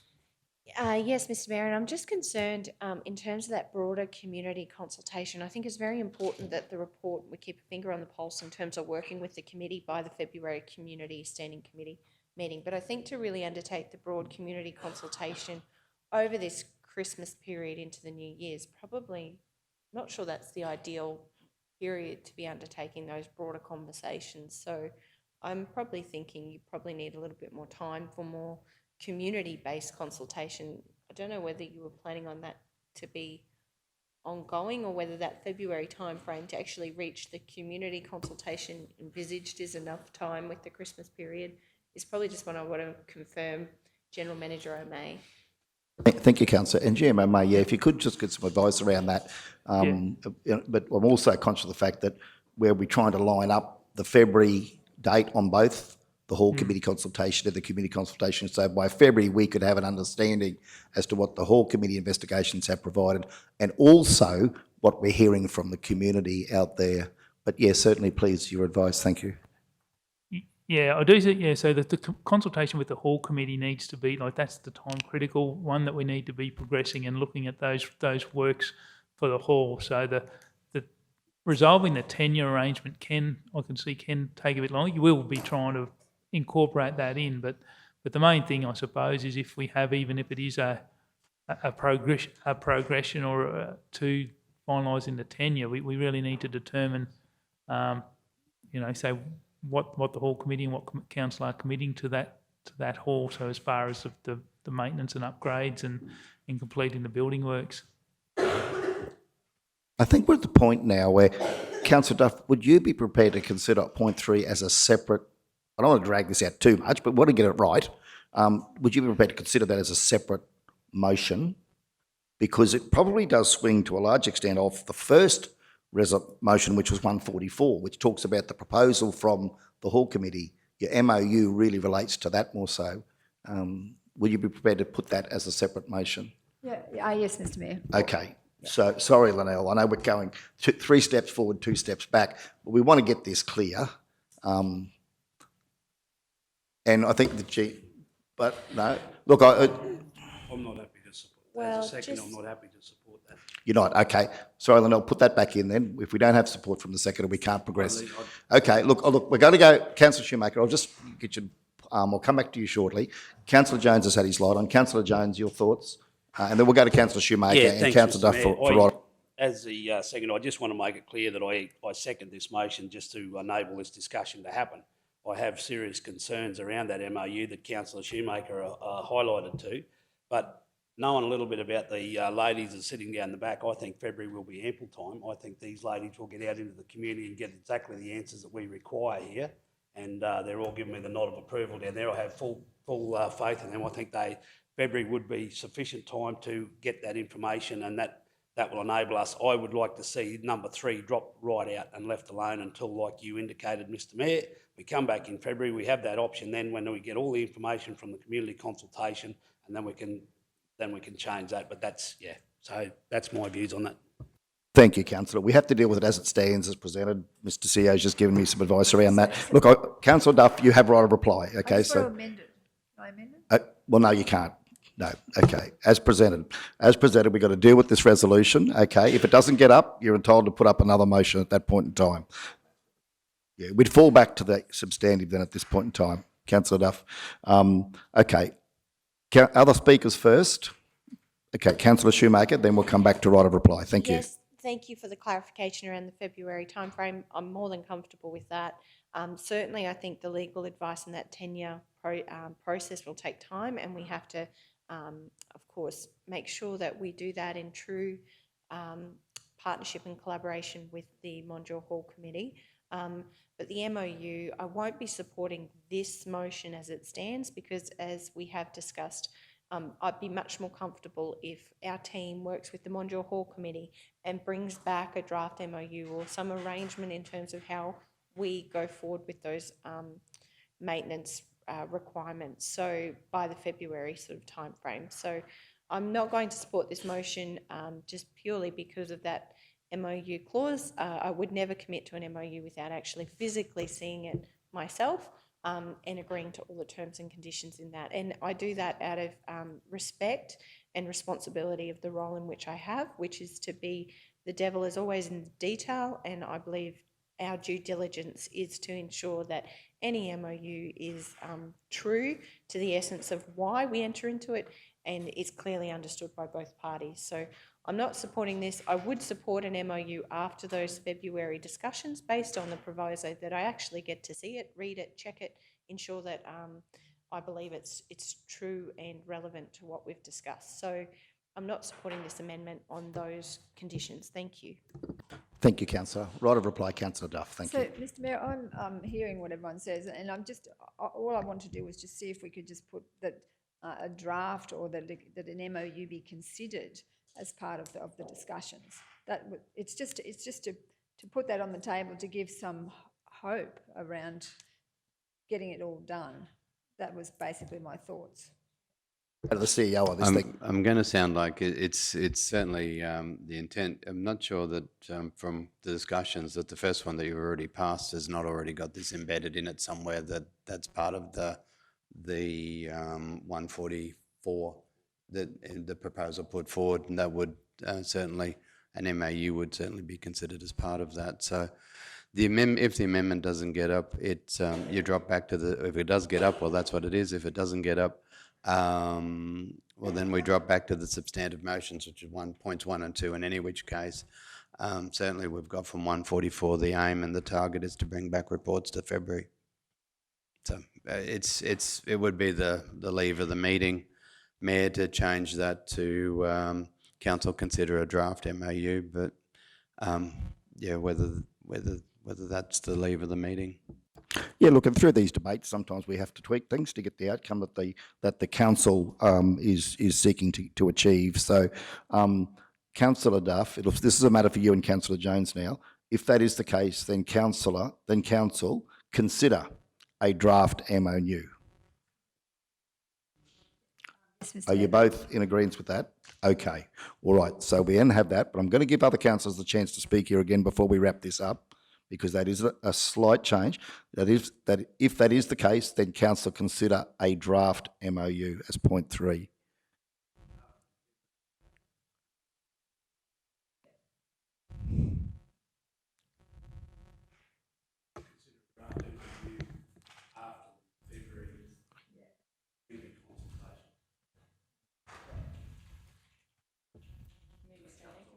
Yes. Councillor Duff, are you comfortable with that? Yes, Mr Mayor. Okay, I just want to get an outcome here that matches the appetite of council. Okay. All right, back to council. Councillors, please feel free to speak on that. Councillor Potter, thank you. Yeah, thank you. I'm just curious if we're able to have the MOU done by our February community standing meeting, because I really do understand the necessity for the committee to use up the money, and I'm just curious to see if we do that in February, that means it won't go to until the March. If we do it after February, it won't go to meeting until March, which means they really can't do anything until they've only got April, May, June. That's it. So, if they can do it in April, May, June, that's great, but that's my biggest concern here, that maybe we should have the MOU for the February standing if possible. Thank you. Councillor Jones.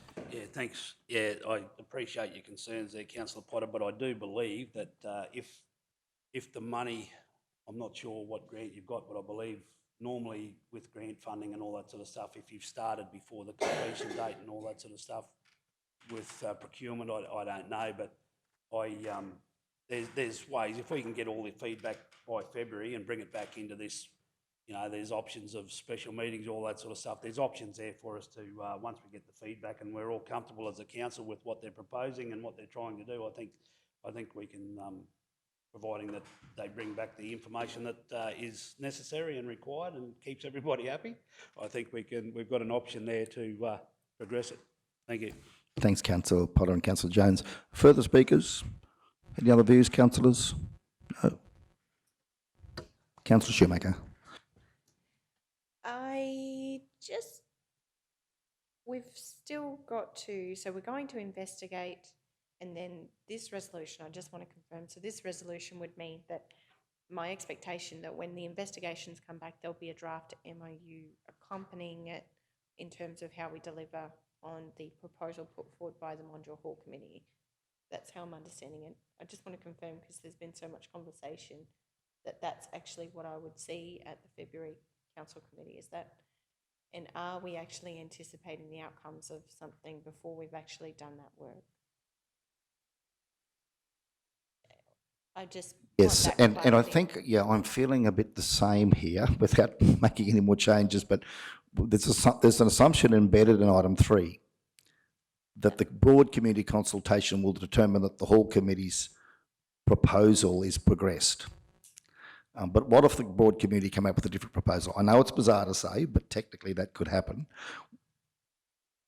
Is that the... I'm not thinking that. No, what are you thinking, councillor? Sorry. I'm just thinking I just want to be sure so that when this comes back, so we're going to, as per the resolution before, do the investigation, which is kind of what I expected would be the outcomes of that investigation would bring a report back, and then we would decide how we're going to act on that. So we're saying we're going to bring a report back, but we've already made the decision that we're going to act with a draft MOU, and that's what I will see at the February Standing Committee, or I won't see that until... So the word is after. So I think the Okay. expectation will be probably see in March, then a draft MOU. All right, Yeah. well, in that case, no, thank you for the clarification. I'm comfortable with proceeding with this motion. Thank you.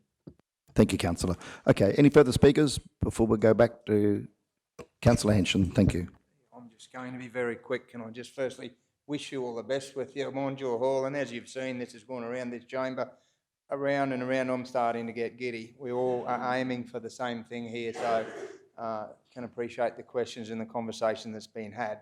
And I fully understand what's involved in community halls. So again, I wish you all the best with that. And community grants, having had a little bit to do with them, I'm pretty sure in this environment they're in, there'll be leniency shown with what projects you want to put forward with that grant money or how you attack it. So yeah, I think finally we're getting pretty close here. So look forward to Mr. Mayor calling on our opinions on this. Thank you, councillor Henson. And look, I have been quite liberal in allowing the toing and froing and the giddying going around and around on this for the purpose of good, robust debate, because we understand that this is a very important matter for the Mondial people and for the Mondial Committee. So thank you, councillors, for investing time in getting and having a proper debate and considering this carefully. Having said that, councillor Jones now, councillor Duff, to you for right of reply, then we'll go to the vote. Thank you. Thank you, Mr Mayor. Yeah, I'm happy with the wording where we've ended up, and just hopefully, and I think I have the support of the chamber, and I'm confident that we can all work together and get a good outcome for the Mondial Hall Committee. Thank you. Okay, let's go to the vote then. Those in favour? Carried unanimously. Thank you all. Council, I'd now recommend... yes. So the amendment now becomes the resolution. So we have the amendment there as the resolution put forward. It can be, we can, there's an opportunity to debate that. So any further speakers? The substantive resolution is as presented. Let's go to the vote. Those in favour? Carried unanimously. Thank you all.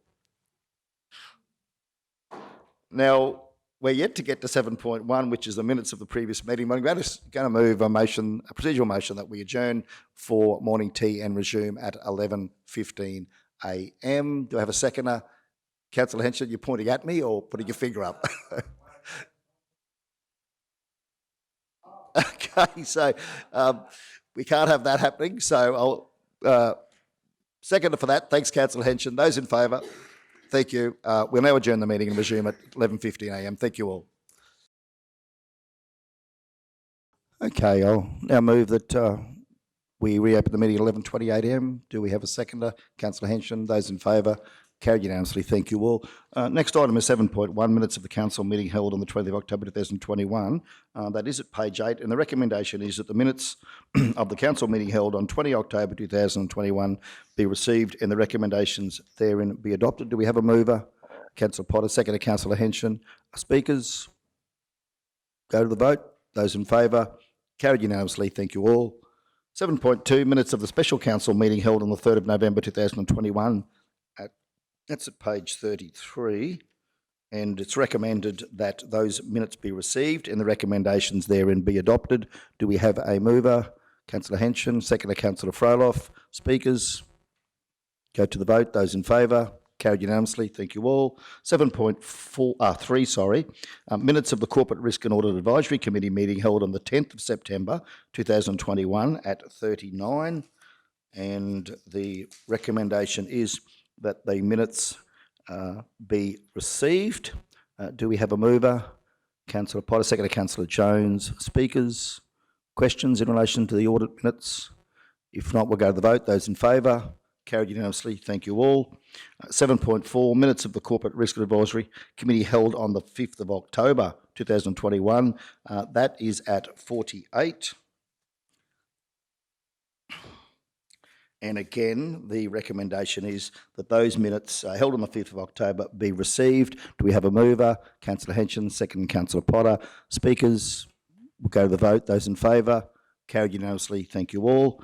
8.1 is the business outstanding table for ordinary council meeting at 56, and that has been provided in detail, and the recommendation is that business outstanding table for the ordinary council meeting be received for information. Do we have a mover? Councillor Shoemaker, seconder Councillor Jones. Speakers? Councillor Duff. Yes, thank you. Thank you, Mr Mayor. I've just got some questions. The cameras at page 63, the cameras and security lights, Youngman to Mears Road, when is that getting done?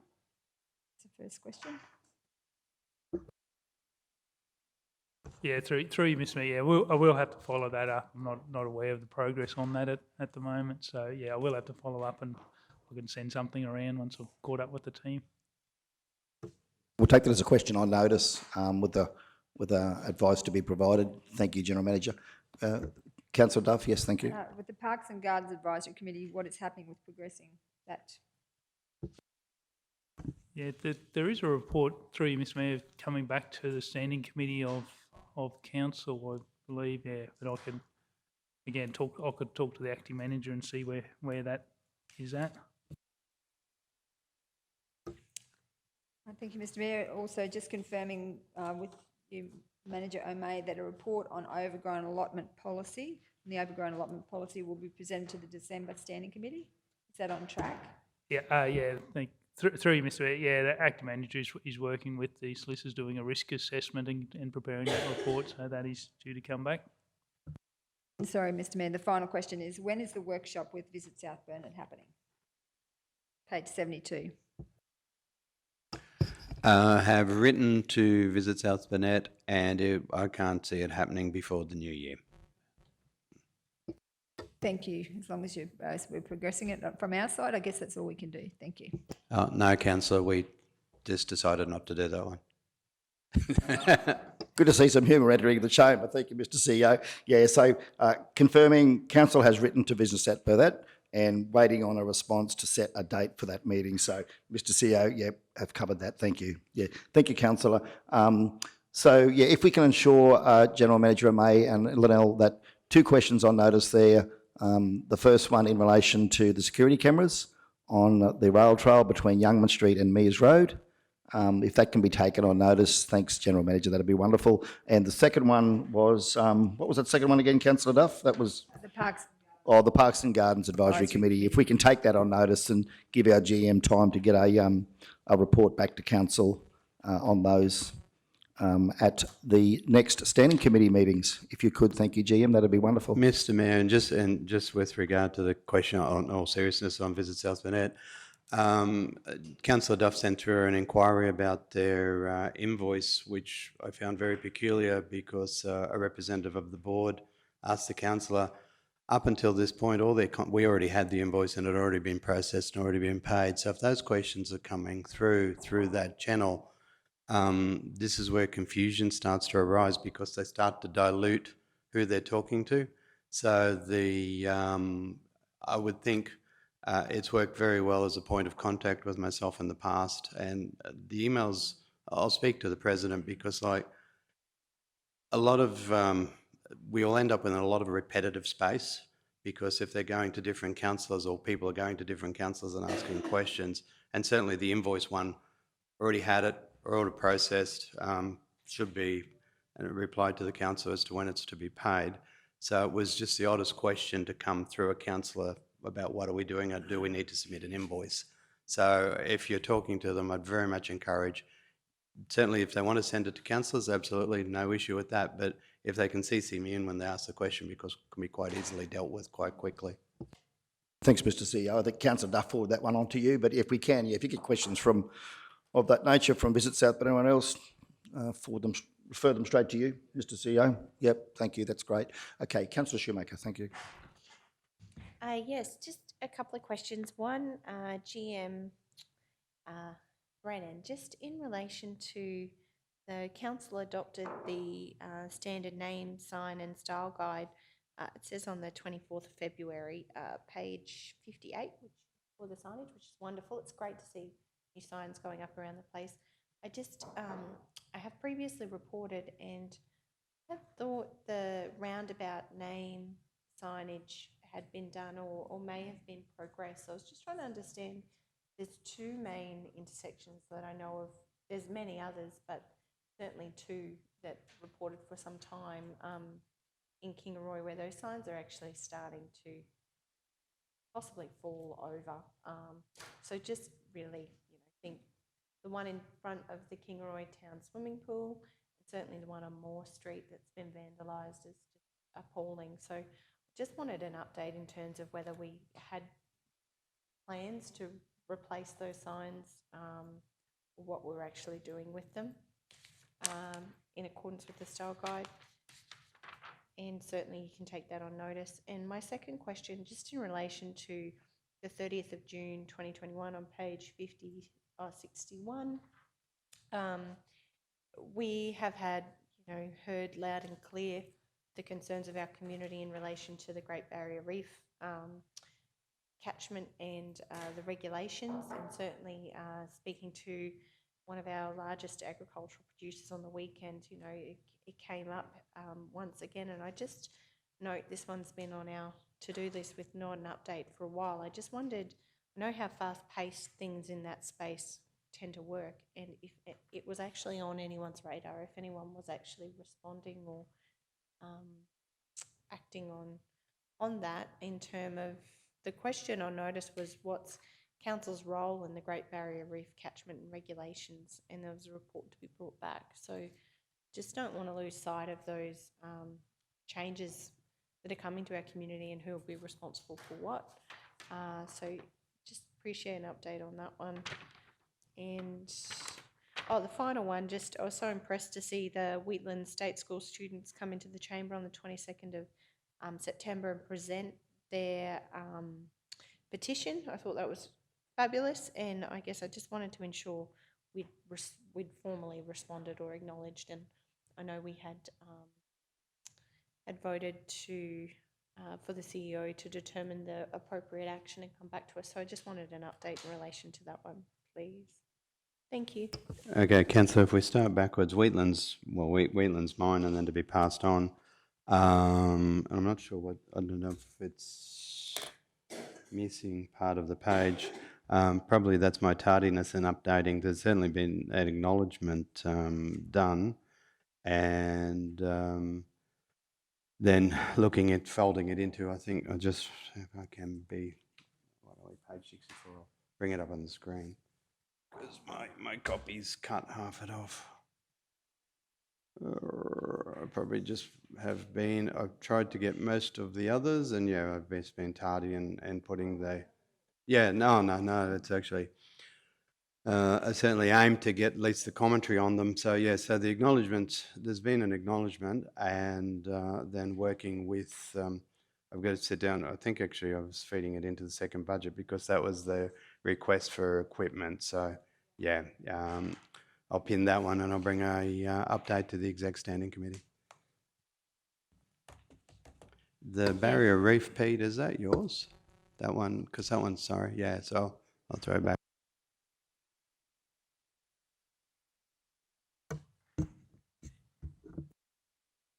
Yeah, through me, sir. Yeah, no, I'll have to bring a report back. Yeah, I actually haven't actioned that at all. Thank you. Okay, yeah, if we could just have those reports brought to the Standing Committee meeting. General Manager O'May from matters raised by Councillor Duff and Councillor Shoemaker. General Manager Brennan, sorry, the signage with the pool and Kingaroy and Moore Street. Yeah, sorry, did we get a response on that? Did I miss that? Yeah, no, you'll take that on notice and a report. Is it possible to have something come back to the Infrastructure Standing Committee meeting in December with an update for Councillor Shoemaker on that? Even if it's just a brief response to the question. Yeah, we don't need a full report, but if we could just have some advice back on what the intentions are there with that new signage at the Infrastructure Standing Committee meeting would be wonderful. Thank you. Okay, any further questions or speakers in relation to the business outstanding table? If not, we'll go to the vote. Those in favour? Carried unanimously. Thank you all. Okay, 9.1, notice to repeal South Burnett Regional Council resolutions, minute numbers 584 and 4291, page 73. And the recommendation there is as presented, that the South Burnett Regional Council resolutions, minutes number 584 and 4291, adopting the South Burnett Regional Council South Burnett Tourism Advisory Committee terms of reference, Strategic 029, and South Burnett Regional Council disposal of council real estate policy, Statutory 032, be repealed. Do we have a mover? Councillor Shoemaker. Seconder, Councillor Jones. Do we have any speakers? Councillor Shoemaker, thank you. Yes, Mr. Mayor, I just wanted to note, the South Burnett Tourism Advisory Committee was a project launched by former Mayor Campbell, and I think the intent of it was wonderful. And I think in hindsight now, looking at how far we've come with Visit South Burnett, it's clear that we've got that industry experience and insight coming directly to council in a way that is very much industry-led. So fully supportive of repealing the Tourism Advisory Committee terms of reference, noting that we've now got a new model in terms of seeking that feedback. So, just support the motion. Councillor Jones. Yeah, just quickly in response to that, I just want to acknowledge the fact that the Tourism Advisory Committee did do a good job and got us to the position where we were. So it was a good initiative at the start, and it certainly led to a very productive and bright future for tourism. Thank you. Thank you, councillors. Further councillors? Further speakers? No. We'll go to the vote. Those in favour? Carried unanimously. Thank you all. 9.2, adoption of the South Burnett Regional Council Heritage Collection Policy, Strategic 003, page 85. Recommendation is that the South Burnett Regional Council Heritage Collection Policy, Strategic 003, be adopted as presented. Do we have a mover? Councillor Frodoff, thank you. Councillor Potter seconds. Speakers? Go to the vote. Those in favour? Carried unanimously. Thank you all. And of course, that had been through Standing Committee meeting. Adoption of the South Burnett Regional Council Magpie Behaviour Management Policy, Statutory 061. That's at page 90. And again, this had been through a Standing Committee meeting where it was recommended by the committee that the South Burnett Regional Council Magpie Behaviour Management Policy, Statutory 061, be adopted as presented. Do we have a mover? Councillor Duff. Seconder, Councillor Potter. Thank you. Councillor Duff.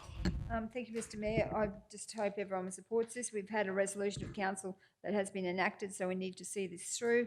I think that this policy finds a good balance to manage the magpie issue within our region, and the staff have put this policy forward, and I believe that we should support them. Thank you, Mr. Mayor. Thank you, Councillor. Other speakers? Councillor Shoemaker. Yes, thank you, Mr. Mayor. I think it's a responsible policy. I certainly acknowledge it's a complex issue and there are differing views around this matter. However, yes, I appreciate the work that's been done in collaboration with the Department of Environmental Sciences and certainly working to the government legislation. So, yeah, fully support the policy as it stands and thank the council for the work that's gone into producing it. Further speakers? No. Any right of reply, Councillor Duff, before we go to the vote? Okay, let's go to the vote. Those in favour? Councillor Duff, Councillor Potter, Councillor Shoemaker and Councillor Otto in favour. Those against? Councillor Jones, Councillor Henson and Councillor Froloff. The motion has been carried. Thank you, Linnell. Okay, moving on to 9.4, adoption of the South Bennett Regional Council Related Party Disclosure Policy, Statutory 057 94. And again, this has been through a standing committee meeting where it was recommended to Council that the South Bennett Regional Council Related Party Disclosure Policy, Statutory 057, be adopted as amended. Do we have a mover? Councillor Shoemaker, second, Councillor Froloff, thank you. Any speakers on this? If not, we'll go to the vote. Go to the vote. Yep, okay. Those in favour? Carried unanimously. Thank you all. 9.5 is the monthly financial information report. That's at page 99. And we've got the report there as presented. Council, and it's recommended that the monthly financial report, including capital works and works for Queensland, as at 31 October 2021, be received and noted. Do we have a mover? Councillor Henson, thank you. Second, Councillor Potter. Speakers? Councillor Shoemaker. There's probably some questions, Mr. Mayor. And I know I've asked it previously, so happy and note that General Manager Jarvis is away. On page 109, it says, as of the 31st of October, sales revenue is tracking below target, 15%. This is sales revenue, largely due to the timing in when RPC and RMPC works for the financial year are scheduled to be performed. RMPC claims of $95,000 are currently in progress and will be completed shortly. RPC contracts are generally scheduled for later in the financial year. I just wanted to understand, and certainly happy for this to come back, just how we monitor and audit those RMPC claims to ensure we're actually claiming all relevant expenditure during the year. Just $95,000 to October doesn't seem like a lot of claims have been made. So I'd just like to understand that process more, and just not missing out on that opportunity and making sure we are claiming as much as we possibly can through those contracts. I was glad to read about the insurance claim for the Kingroy Library and Finance Building being processed on page 110. That was good. Just going through my notes. Just my final question, just in relation to, on page 115, we talk about the movements of restricted cash, and adjustments for 21-22 movement commenced this month with an overall reduction from restricted cash of 1.305 million. This consisted of a reduction of 793 in works under construction across a number of departments and 450,000 from unspent reseal program reserves to help fund Williams Road in Benarkan, 8,000 for building asset replacement reserves and 54,000 from prior year water operating expenses. I wanted to understand with the Williams Road project, because I've seen it come up on the capital program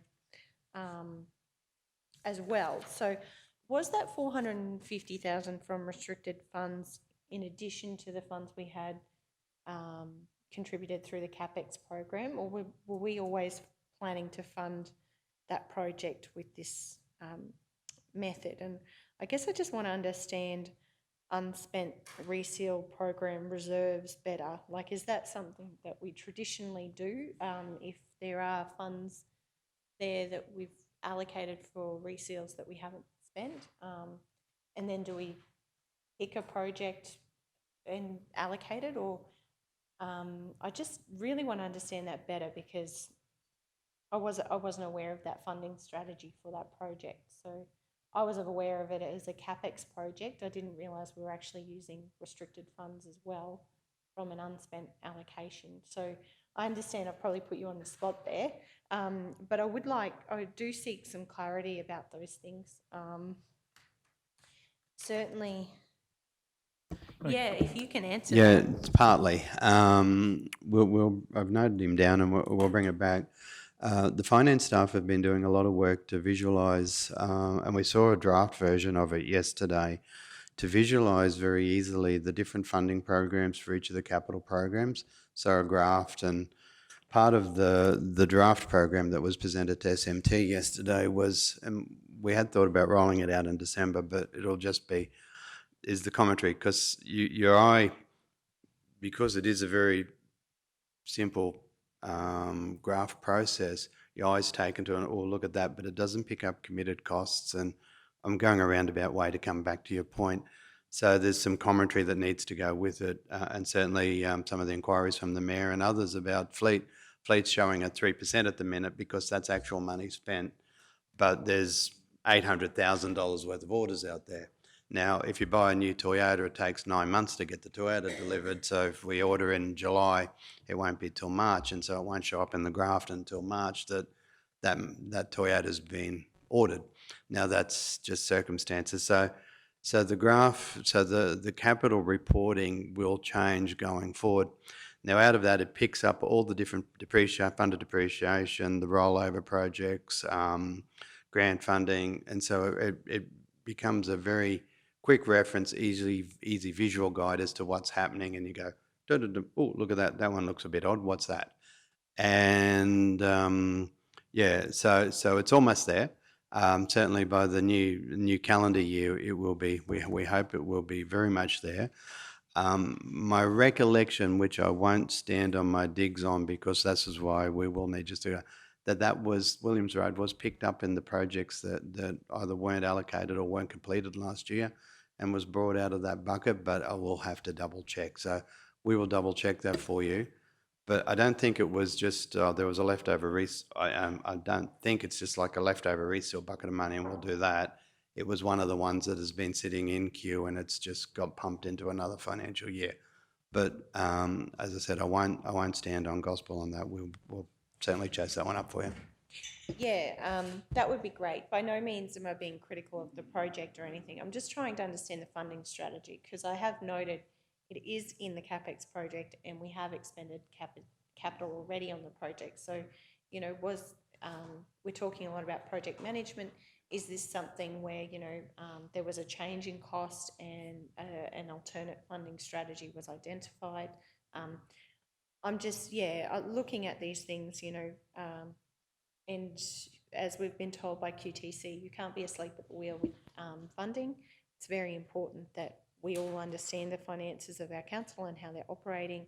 And I know traditionally from my years of local government, very many years ago, many years ago, you know, that bucket mentality, it's been great to see that bucket mentality is gone. There are no more hollow logs where we're funding projects that we like from time to time, you know, and I guess that rigour is what I expect all councillors to be leaning in on these reports.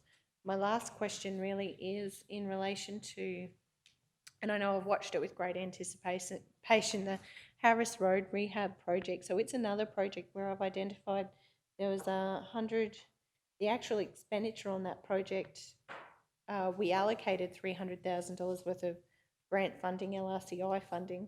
The actual expenditure was only 119. So there's 183,000 there that hasn't been allocated to a project. So I guess I wanted to understand, what are we actually doing with those LRCI grant funds?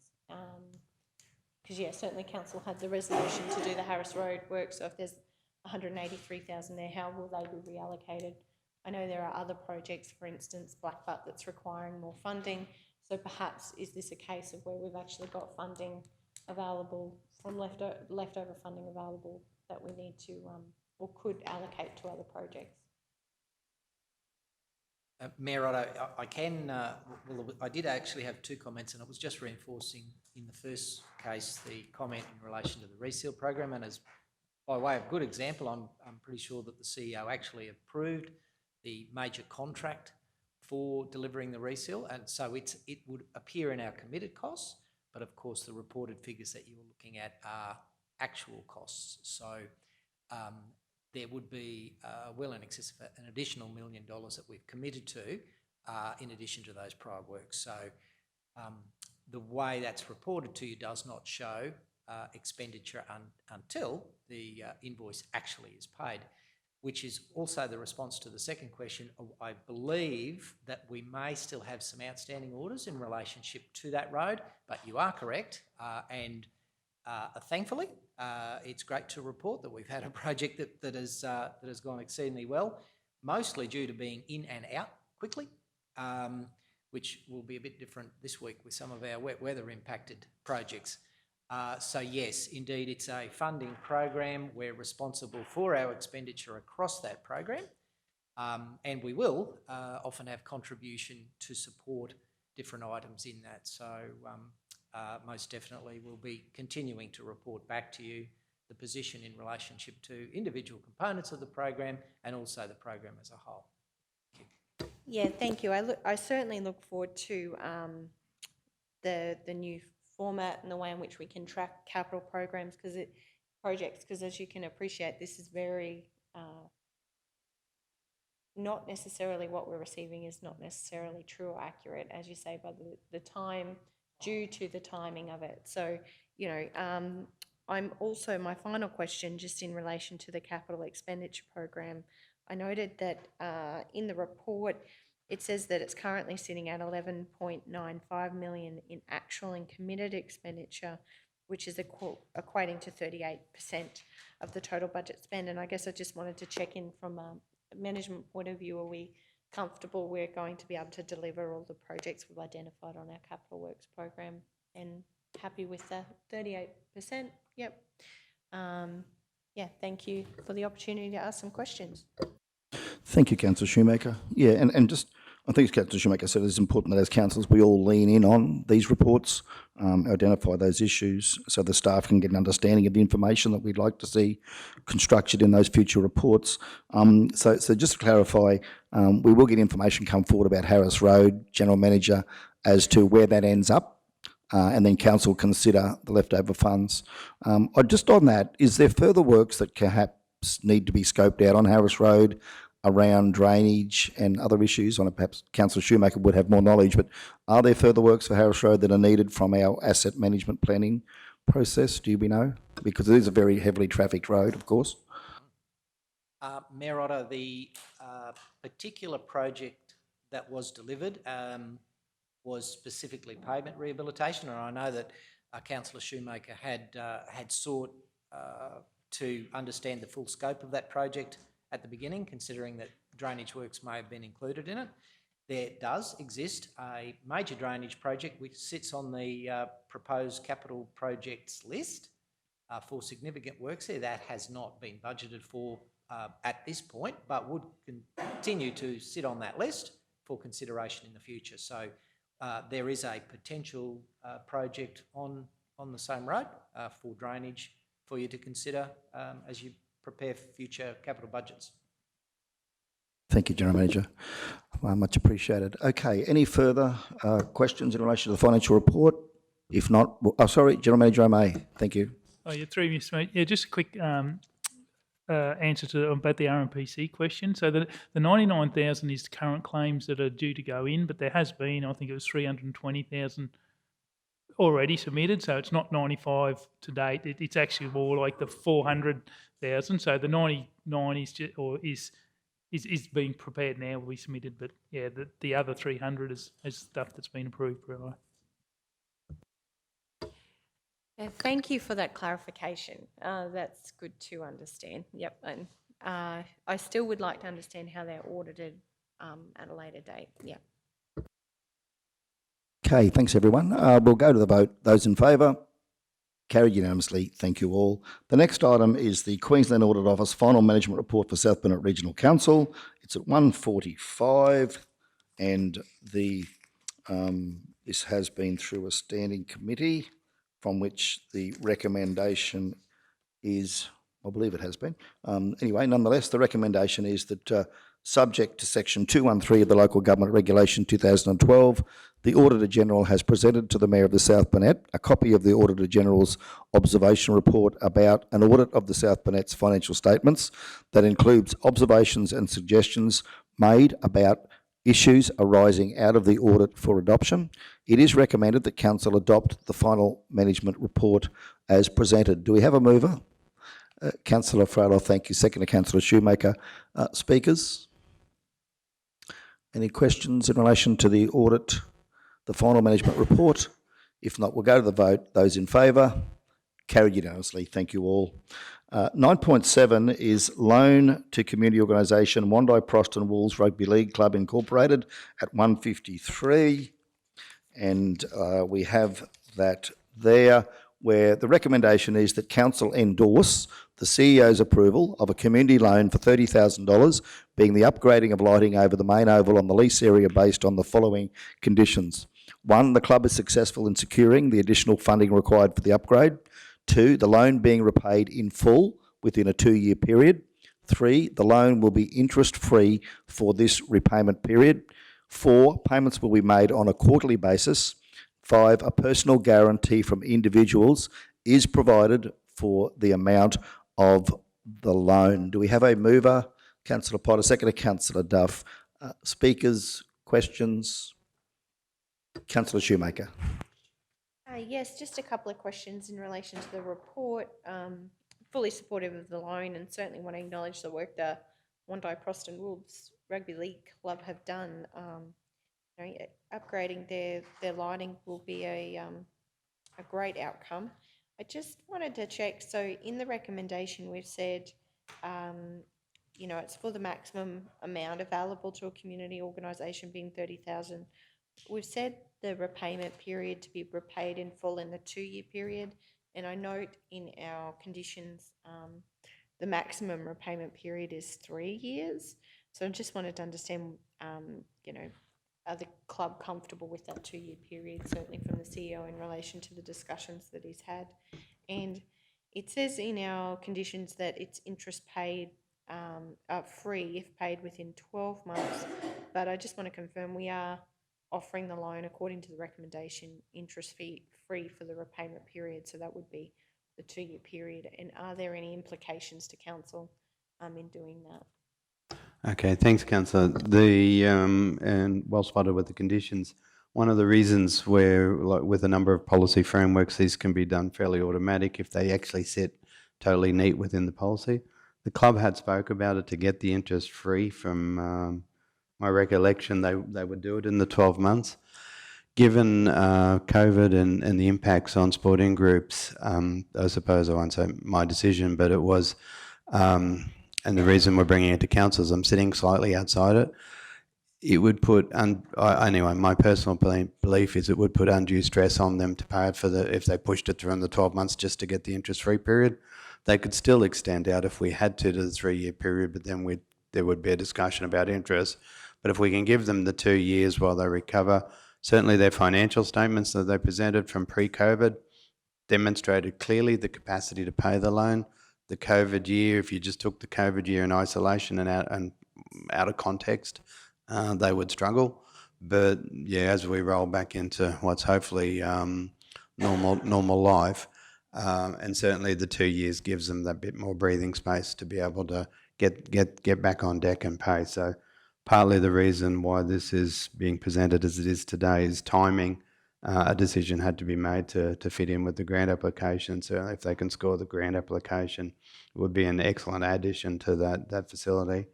But also to sit outside the council guidelines is to give them that little bit of flexibility. Thank you for the clarification and certainly for the work you've done, CEO Mark, in this application. I fully agree with your the work that you've done and your recommendations here, and yeah, we'll be supporting this one, no worries. Thank you. Thank you, Mr CEO. Thank you, councillor. So just for clarity there, councillors, of course, as Councillor Shoemaker's raised, that the procedure, which is a guideline for our CEO, indicates that interest-free within 12 months. But on this case, the CEO has extended that outside the guideline to 2 years. And of course, by endorsing this through this recommendation, we will be ratifying that decision of the CEO in that regard if this recommendation is adopted. Councillor Duff, thank you. Thank you, Mr Mayor. I just wanted to thank the CEO on this because I know it was a rushed application, and the CEO bent over backwards to support the club, which is fantastic, and yeah, just fully supportive of this, endorsing this recommendation. Thank you. Okay, councillors, any further questions or observations in relation to the recommendation? If not, we'll go to the vote. Those in favour? Carried unanimously. Thank you all. 9.8, council depots, ice machines at 155. The recommendation is that the South Bennett Regional Council approve the purchase and installation of 6 new dispensing ice machines at council depots for the cost of $63,000 excluding GST.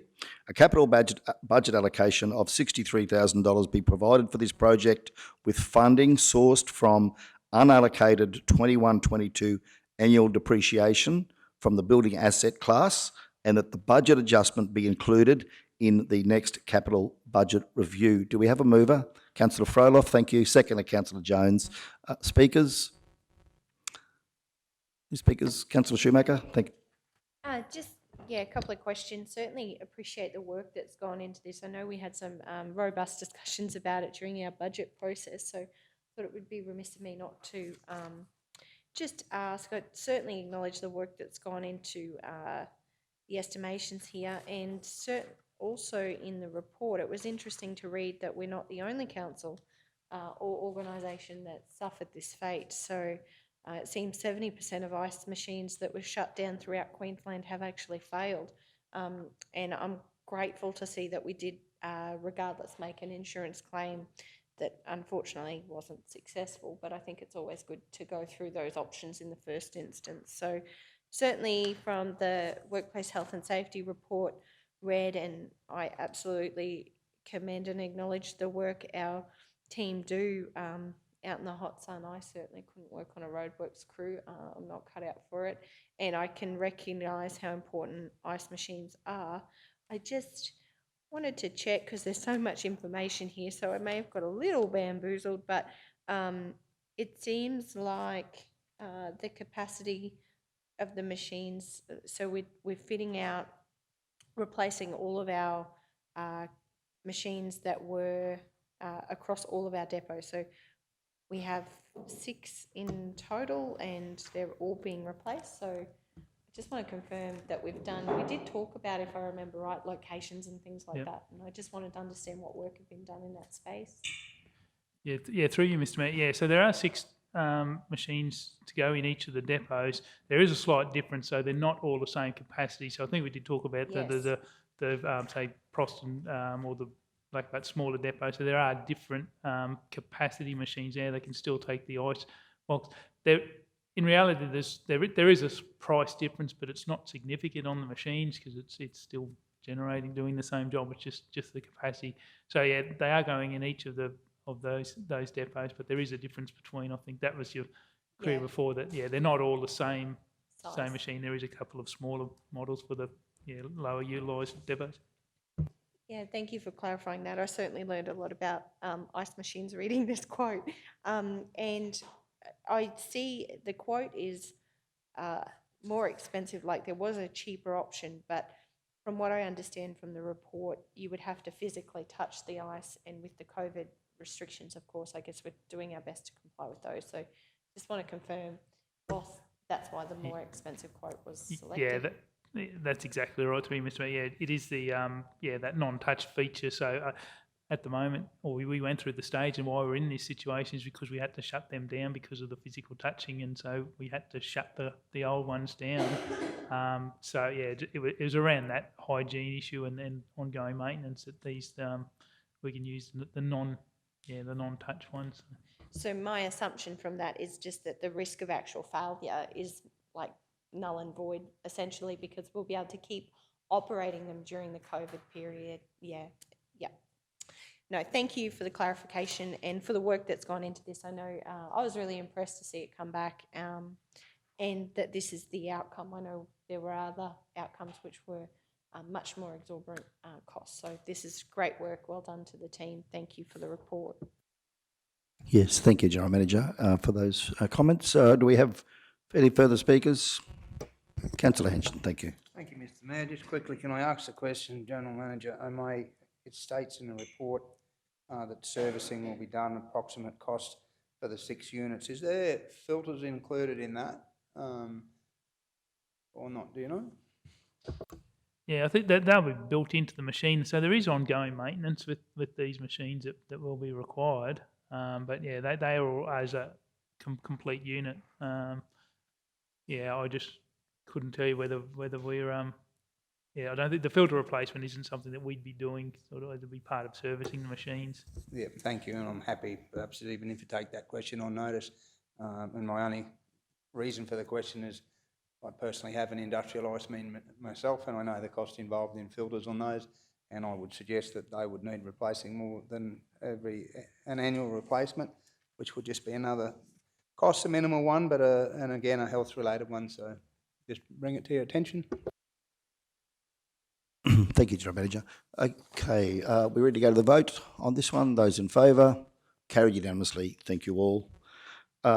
We've dealt with 10.1, so we'll now move on to 10.2, construction of a formed road to lot 29 RP 36980 and lot 10 M5421 at Memorandum. That's at page 167. Sorry, Mr. CEO. Oh, sorry. Okay, so we do have 10.1. Oh, my apologies, Mr. CEO.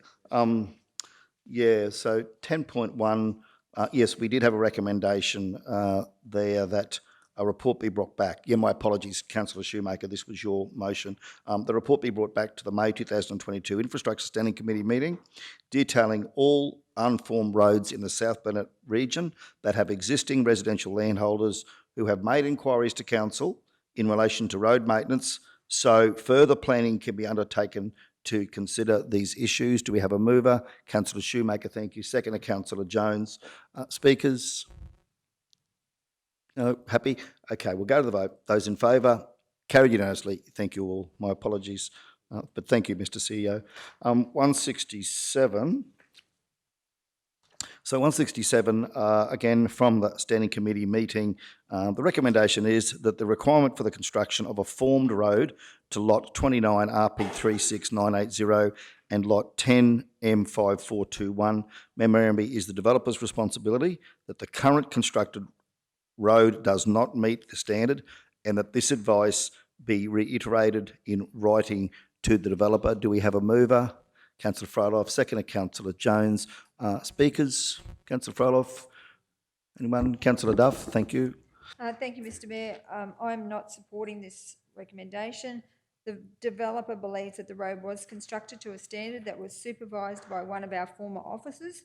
He believes that council changed the requirements after the road construction was complete, changed it from a 6 metre to an 8 metre and 150 mil to depth to 200. And I believe that the road as constructed is adequate for the 2 houses that are potentially looking to be developed there. And I think in time when we've got housing shortages, that it's challenging to, like, why would we challenge this when the developer is so passionate about doing it and believing that the road is adequate? And I've had a look at the road and I believe it's adequate. Thank you. Mr. CEO, please stop me if I'm out of line here, but Councillor Duff, so the developers made those statements. Is there any evidence to such is there any evidence that council changed its requirements? I think council needs to perhaps know that, you know, what's the basis of those statements? Thank you, Mr. Mayor. I met out on the road with the developer. He hasn't got the original documentation because he wasn't living there at the time. So that part of it is verbal. He's got the future, the documentation that he's got to date, but not the original.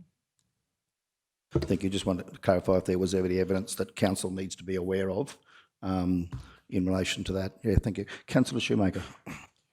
Yes, thank you, Mr. Mayor. I just want to confirm, so if, it's my understanding, and please correct me if I'm wrong, it's my understanding we agreed with the developer that the road needed to be constructed to a certain standard as per our RPQ engineers had recommended, and upon inspection and numerous conversations, it's pretty clear that that has not occurred.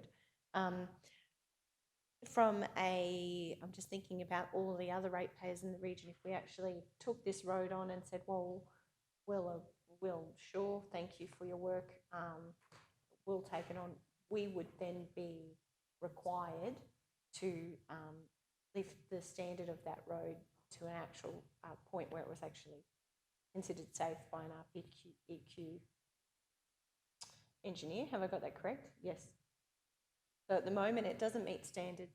If we actually disagreed with the recommendation here and said, no, we'll take that road, we'll make it a formed road, we're then liable for the maintenance costs to bring that road up to the standard of which the developer has not delivered on. I've got that correct? Yes, Mayor, that's correct. Yep. Yeah. So from a planning point of view, GMO May, I just want to understand those lots have been subdivided. As we've heard here before, there are properties on unformed roads around the region and people are living on them. Is there, from a planning point of view, anything that would actually stop people from developing these lots? Yeah, through you, Smith. Yeah, so these lots are included in a historical subdivision overlay. So it is that overlay is to prevent blocks being, even though they've been subdivided on paper, the survey plans are there. If the infrastructure isn't there, so it's to avoid that situation where you do get houses constructed on where the infrastructure isn't there. So that is the case in these. So when the proponent tries to apply for a building application, that will trigger a look at the planning scheme, which will say, well, these allotments need to have the infrastructure. So that's where the issue is, that he won't get a building approval because, the road isn't constructed.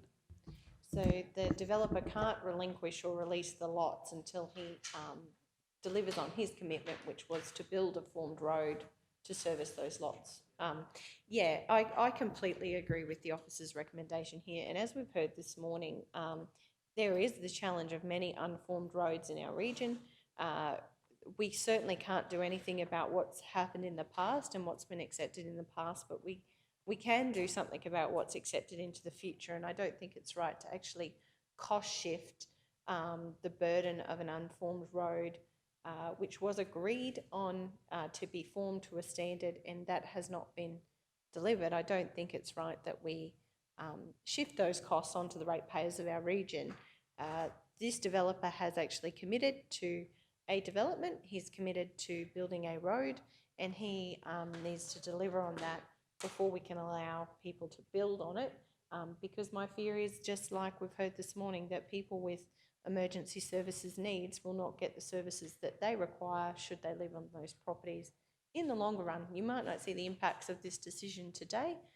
You would see the impacts of this decision in many years to come, just like we're seeing right now with other decisions around unformed roads. So I'm fully supportive of this recommendation. The developer has to deliver on what he has committed, certainly to council and to the people of the South Burnett. So fully support the recommendation. Thank you, Councillor. Thank you, General Manager. General Manager, could I just ask two questions, if I could, and please confirm. To the best of your knowledge, the developer was advised of the requirements in relation to the road as part of the approval process, firstly. So the developer was advised that originally in relation to the requirement for the road standard expected. And number two, is that what normally happens? I know there's a subdivision in Kingaroy where there's a road built. Is that what we normally require of other developers, the same expectation consistently? Thank you. Yeah, through you, Mr. Mayor. Yeah, so there was correspondence outlining the requirements for the road. So there is correspondence on file going back, requesting the 4 metre width. He's making the allegations about the 6 metre, but that's where there is no record, or whether he's saying there's verbal conversation, but of any changes to that. And so that comes from, and the standard comes from council's unformed roads policy, which sets that this is the requirement for that lower order gravel road. That would be no different to anyone else. So where we see other developments around the South Bend at the moment, and we see roads constructed inside those developments, that would be, those costs have been incurred by the developers. Yeah, that's correct, Mr. Mayor. Right, okay. Just wanting to look at that from a point of view of consistency. Other speakers in relation to this matter before we go to the vote? Okay, we'll just wait for Councillor Potter to return, and then we'll go to the vote on this one. And then we'll adjourn the meeting for lunch, because we have some wonderful volunteers who've joined us in the gallery. And can I say to you all a warm welcome from everyone in our council.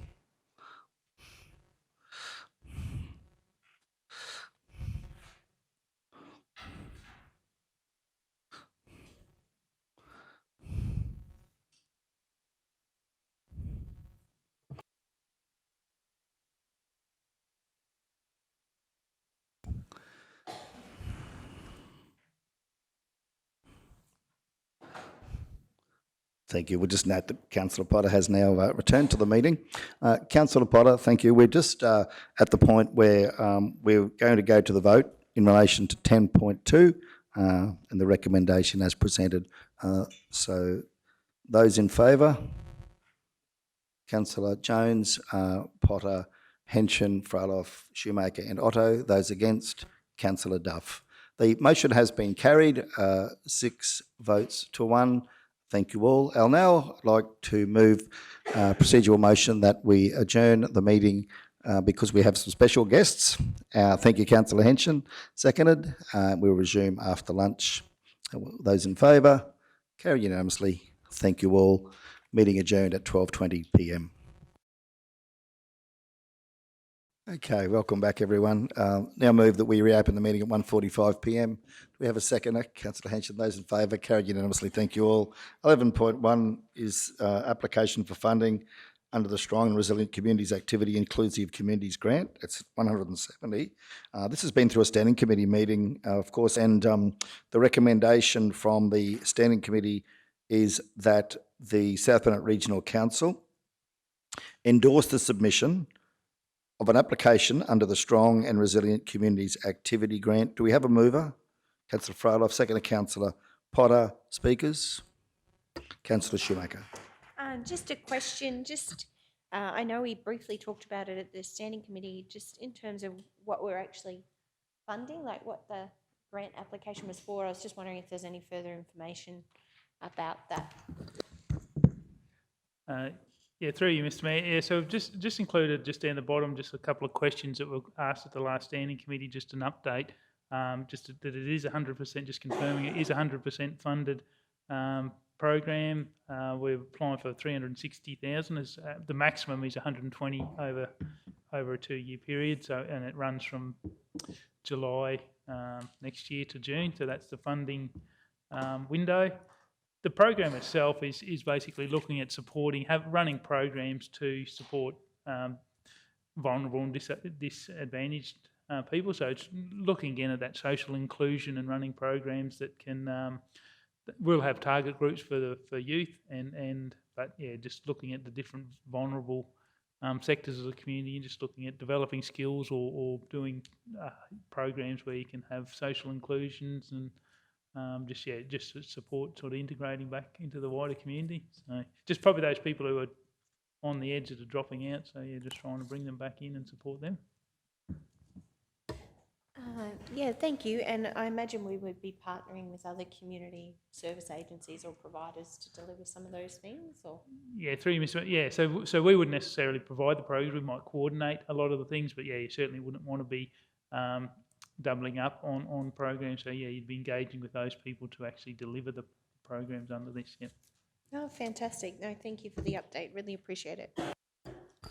Thank you, General Manager. Any further speakers? We'll go to the vote. Those in favour? Carried unanimously. Thank you all.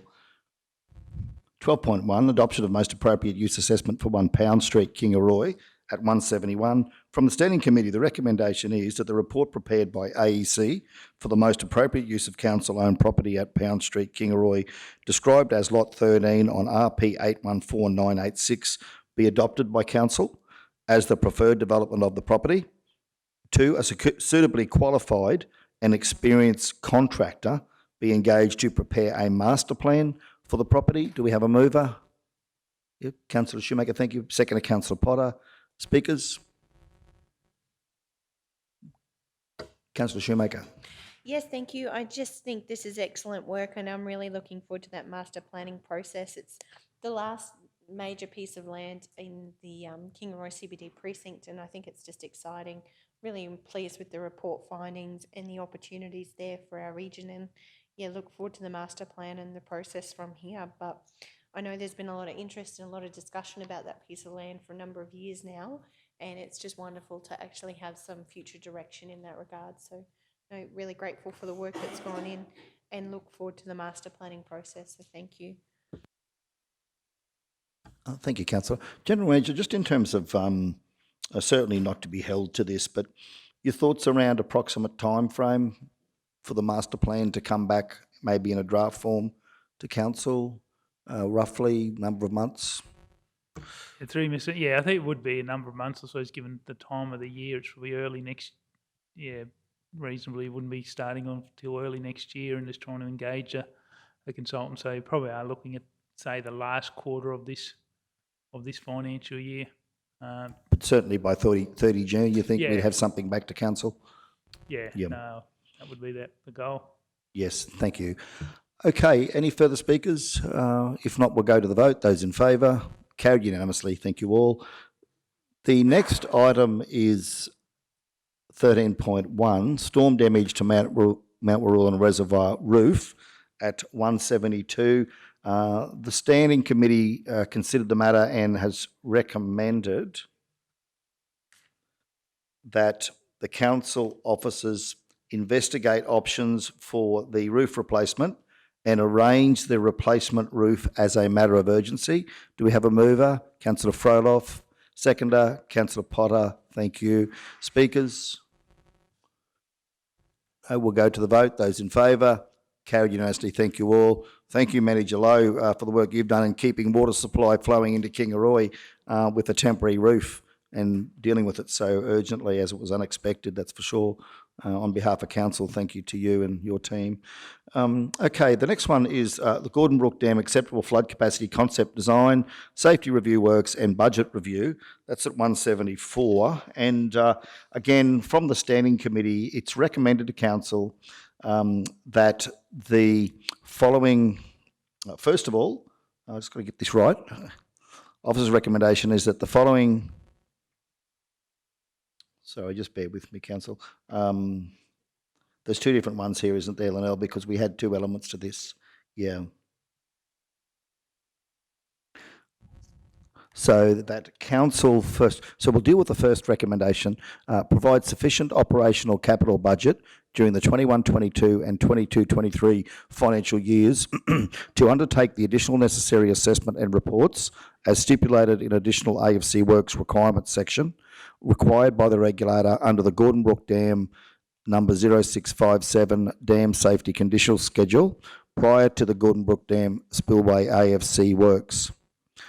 So we'll deal with that recommendation first. Do we have a mover?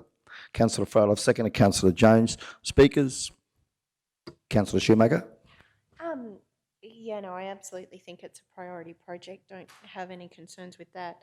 It's just the way this is worded, and I probably just wanted to understand, council provides sufficient operational or capital budget.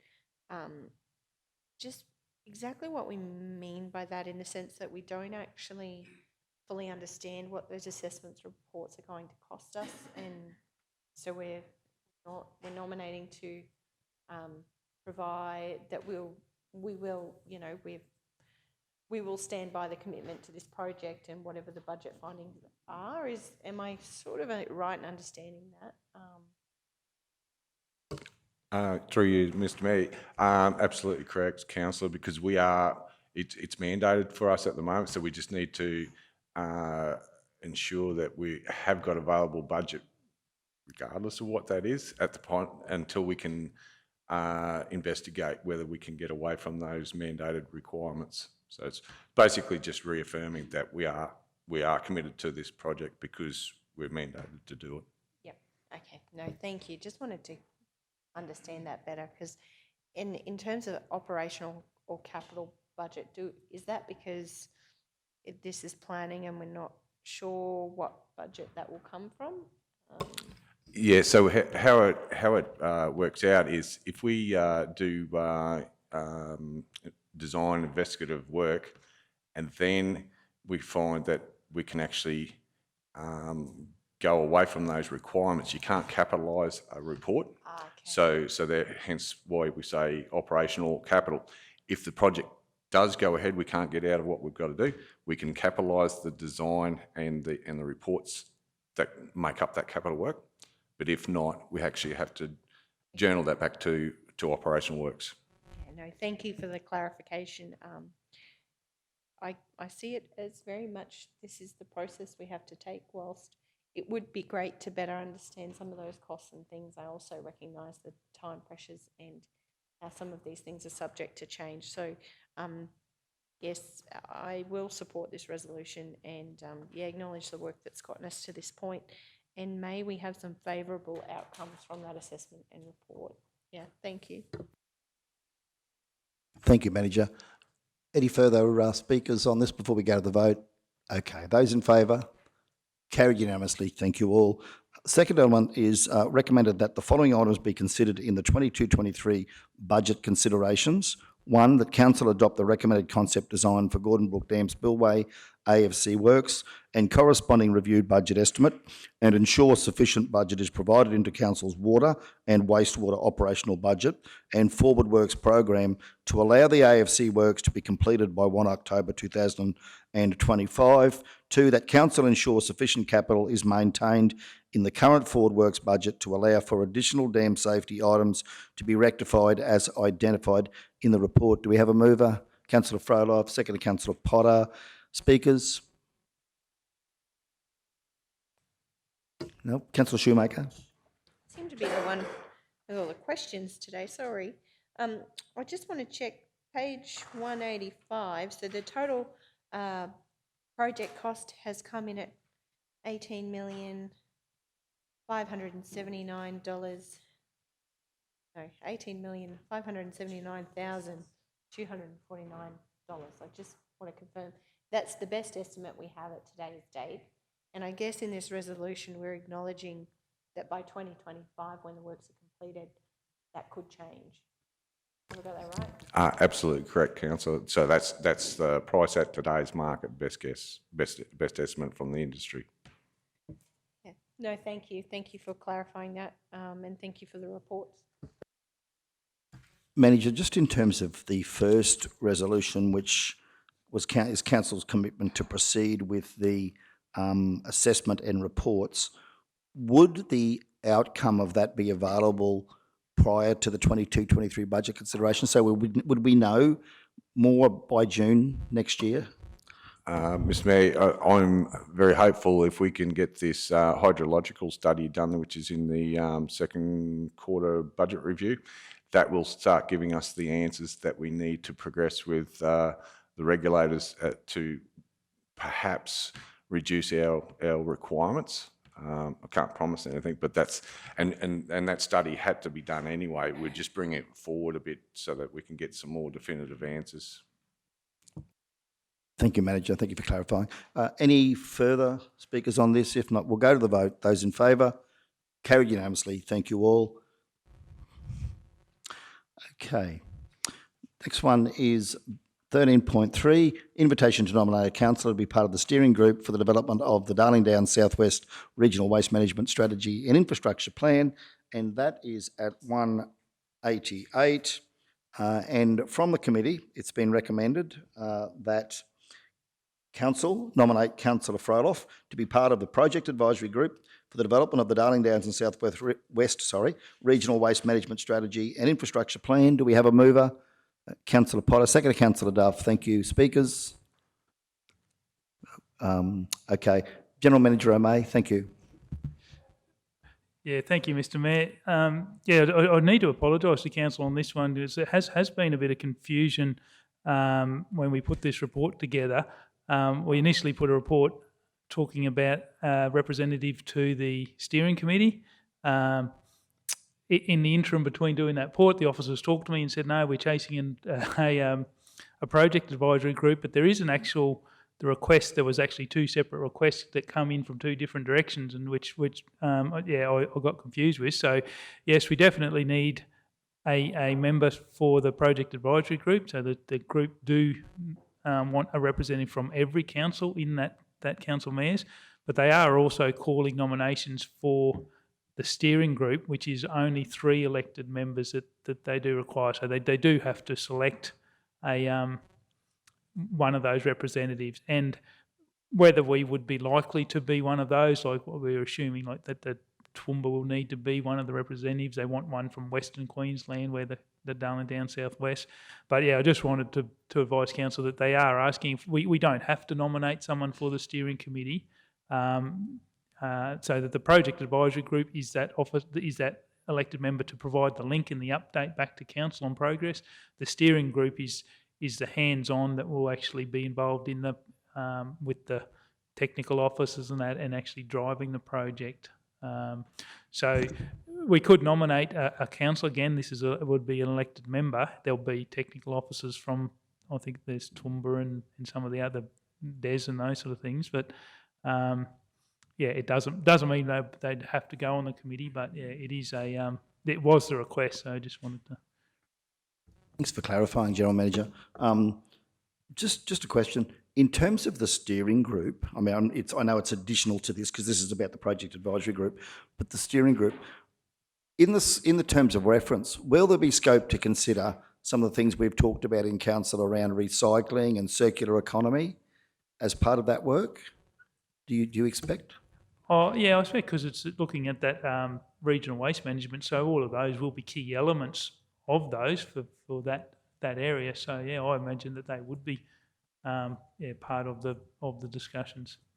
And that being the case, General Manager, have we been advised if we will have an opportunity to nominate someone for the steering group as well at this stage? Did you say, or? Yeah, we can nominate, but there will be, out of all those, they will only select 3. So the terms of reference require 3 from the. So the Darling Downs Southwest Council of Mayors will select those 3 nominations, and they have advised that they would want to see a spread across they with the Southwest. They wouldn't like to see no one from the Southwest and everyone from Darling Downs. This is because ourselves and Lockyer, who aren't part of the Darling Downs Southwest, have been invited in just for this strategy, so that there's additional 2 councils involved. I think that there's a total of 17, I think, in that whole region of council. So they just really need 3 from those. Thank you, General Manager. Okay, I might come back to that steering group. Let's get this matter dealt with first. I'm probably digressing, Council, a bit here. My apologies. Okay, so thank you, General Manager. Any further speakers on this? If not, we'll go to the vote. Those in favour? Carried unanimously. Thank you all. Before we move on then, and congratulations, Councillor Froeloff. I'm sure you'll be a great rep, having done a lot of work in this space for some time. Before we move on to 14.1, I suppose I'll put up a motion off the floor that Council nominate Councillor Shoemaker to be our representative, to be put forward as a representative on the steering group, on the Darling Downs Southwest Regional Waste Management steering group. I haven't conferred with Councillor Shoemaker on this, but I'll put that motion up if we can get that up on the screen. Thank you, Linnell.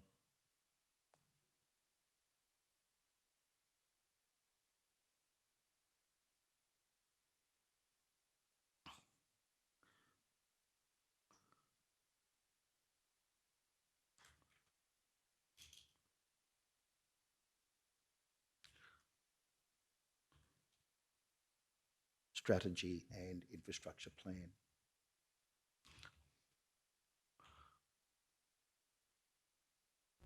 Okay, we have the motion there. Do we have a seconder? Councillor Fryloff, thank you. Okay, just in speaking to that, hearing what General Manager said, aware that in terms of waste management, this seems to be probably the project that's going to have the most impetus and value for our council. I'm not aware of anything as significant of this happening at the Wide Bay side. So not sure whether we'd actually get a nomination up. Hearing what you're saying, General Manager, they'll only accept 3, but I don't think it has any, I can't see any reason why we wouldn't at least try and nominate someone. If we don't put someone forward, we've got no chance. In terms of Councillor Shoemaker's work in relation to recycling, climate resilience, circular economy, I think Councillor Shoemaker would be a good representative for council in terms of her understanding and knowledge in this space. And I think working alongside Councillor Fryloff, we'd have a good team of representatives there on that committee if we could make that happen. So, yeah, but open to other speakers to what council's thoughts is on that. Thank you. Anyone else want to add anything to that? Councillor Shoemaker? Yes, thank you, Mr. Mayor. Thank you for the nomination. I do think there are some exciting opportunities on our doorstep in relation to circular economy, and I know we've got some meetings coming up just with another proponent looking at our area in this space, so to build significant infrastructure and recycle items which will employ local people. So yeah, I'd certainly welcome a nomination. Don't by any means have any expectation to be a part of the group, but if I was, and if there was an opportunity to work with Councillor Fryloff on some of these things, I think it'd be marvellous. So no, thank you for the nomination. Okay, anyone else? If not, we'll go to the vote. Those in favour? Carried unanimously. Thank you all. Thank you, Councillor Fryloff and Councillor Shoemaker. I'm sure you'll represent our council very well in this project. 14.1, Lions Park signage with the big peanut, that's at 189. And from the Standing Committee, it's recommended that the South Bennett Regional Council approves the proposed signage on sides 1 and 2 of the plinth in Lions Park, depicting 2 major sponsors and the inclusion of community nut funders on the rear surface, and that Council authorise the CEO to finalise arrangements for an official opening with the plaque to be installed pursuant to Queensland Government funding guidelines. Do we have a mover? Councillor Potter, thank you. Seconder, Councillor Henson. Speakers? Councillor Potter, anything? Councillor Shoemaker, thank you. Just, so excited about this project. I think it's been wonderful to see everybody's Facebook pages flooded with photos with the big peanut and the stories that follow. I just think it's wonderful. I also just want to acknowledge the Parks and Gardens team who've put a lot of work into this project. I've been driving by, watching that grass grow. It's just absolutely glorious to see a park actually with proper turf in it. I don't think in all my life I've seen that in the South Burnett. It just looks extraordinary. It's a wonderful park, and certainly would like to acknowledge the work and the incredible work of the Kingaroy Needs a Big Peanut committee, who have worked with these major sponsors to make it a reality. It's just so exciting for our region. So thank you. Thank you, Councillor. Councillor Henson. Thank you, Mr. Mayor. Just quickly to touch on that big peanut is absolutely sensational, and congratulations, Anita, Councillor Potter, on the work that's gone into that. I'll just touch on quickly, the South Burnett has some absolutely sensational statues. We've got now the big peanut in Kingaroy. We have Roy Emerson in Blackbutt. We have the bull in the Nango, which is just recently, that's fantastic. And we're talking about, and it will be talked about for some time, when wheels are in motion with a statue in Wandai. So I think the South Burnett can lend itself to having some of the most magnificent statues in southeast Queensland, that will really lend itself to our tourism industry and as well complement our region. So well done. Thank you, Councillor Henson. Further speakers? We'll go to the vote. Those in favour? Carried unanimously. Thank you all. 14.2, Wandai AP&I Society Incorporated seeking support for reconnection of power at page 190. The Steering Committee has recommended to Council that the South Bennett Regional Council contribute $6,000 $567.59 to the reconnection of electricity to the callers box at the Wandai Showgrounds. Do we have a mover? Councillor Henson, thank you. Second, Councillor Duff. Speakers? Councillor Henson, anything to add there? No? No, apart from the development that's going on down there, it's work in progress and it's starting to look fantastic. And this is, I think, a great step for the council to be able to assist in the society down in Wandai with this contribution. Okay, we'll go to the vote then. Those in favour, carried unanimously. Thank you all. 14.3, Proston Pool Management at page 191. Committee has recommended that in accordance with section 257 of the Local Government Act 2009, the Chief Executive Officer be delegated authority to finalise negotiations and enter a contract with the current applicant. Do we have a mover? Councillor Duff. Second, Councillor Potter. Speakers? Those in favour? Carried unanimously. Thank you all. Thank you, Mr CEO. 14.4, Resolution of tenure for community halls held in trust by council. That's at page 192. The committee has recommended that South Bennett Regional Council consider the future management and ownership of Tingura and Cloyna halls by undertaking consultation with hall committees and the community to determine opportunities and preferred management and ownership options, seek legal advice and progress with preferred management of tenure options. If required, make application to the Supreme Court of Queensland to provide a ruling on tenure or management arrangements. Do we have a mover? Councillor Duff. Second, Councillor Henson. Speakers? Those in favour? Carried unanimously. Thank you all. 14.5, Mr CEO has been dealt with. Yeah. So 14.6, lease Blackbutt Sports Ground Oval to the Timbertown Sporting and Community Hub Incorporated at page 195. Okay, now we have a committee recommendation here that the South Bennett Regional Council enter into a lease with the Timbertown Sporting and Community Hub Incorporated for Lot 33 on RP 32391 and Lot 78 on RP 167978 for a term of 10 years for $75 per annum plus GST. Do we have a mover? Thank you, Councillor Shoemaker. Second, Councillor Jones. Speakers? Councillor Shoemaker.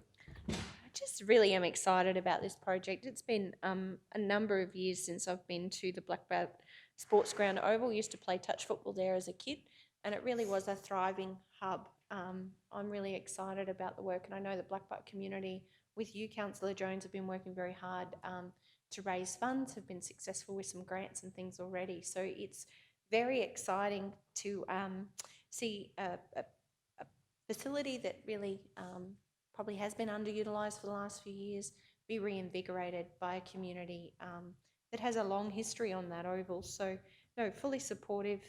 Thank the team for the work that's gone into the lease arrangement.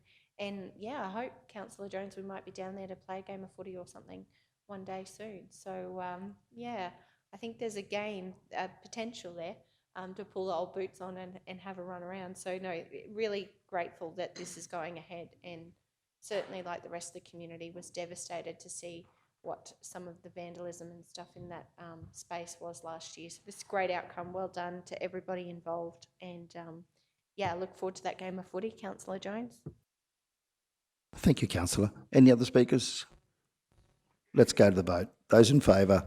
Carried unanimously. Thank you all. And again, Councillor Jones, on behalf of Council, thank you for the work you've done with the Blackbutt community on making this a reality, and also General Manager O'May, your staff making that happen. And sounds as though you're committed to a game of footy, Councillor Jones. We'll all be looking forward to seeing that. Sounds like a lot of fun. Yeah. Game of touch, at least. Canteen. Okay, let's move on to 14.7, update street cleaner demonstration. That's at page 196. The standing committee considered it and recommended to council that the purchase and or hire of a street cleaner and EcoVac be referred to the 2022-23 budget deliberations. CBD working group be requested to establish service standards incorporating a street cleaner and EcoVac for operations throughout the region, including preparation of a business plan. Do we have a mover? Councillor Duff. Second, Councillor Shoemaker. Speakers, Councillor Duff. Thank you, Mr Mayor. Just with regards to the second one on the working group, do we need to establish that working group, or is it an established group, and when, how often is it going to meet, and when is it going to meet? Yeah, through you, Mr Mayor. Yeah, so no, we have established an internal working group between engineering and parks, and I think council had a resolution for yourself and councillor Jones to be included in that. So I mean, we will probably try kick off, have a organise a meeting. Yeah, we probably can do one up prior to Christmas, but then. So yeah, it is ready, basically ready to go. So it's internal staff and yourself and councillor Jones. So I think it was me, yeah, I'm just keen to get it happening, because I know that it was being talked about, but I think we need to start, because we're talking about preparation for the budget. Well, that's going to happen very quickly, January, February. We need to start getting some action. Just wanting to flag that. Thank you.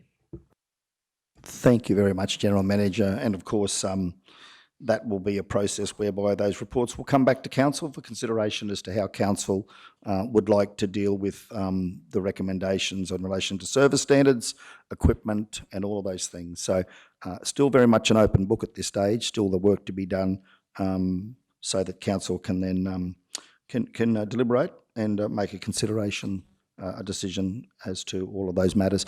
Okay, so we'll go to the vote. Those in favour? Carried unanimously. Thank you all. The next one is 14.8, Coolabunnya Saleyards Working Group Report, page 197. The committee has recommended. Oh, sorry, my apologies. Yeah, Councillor Henson is going to leave the room voluntarily. Thank you, Councillor Henson.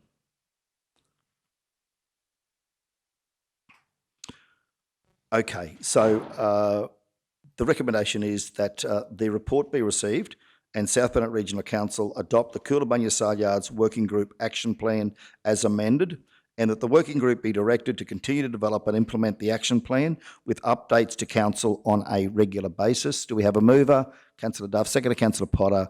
Speakers? Those in favour? Carried unanimously. Thank you all.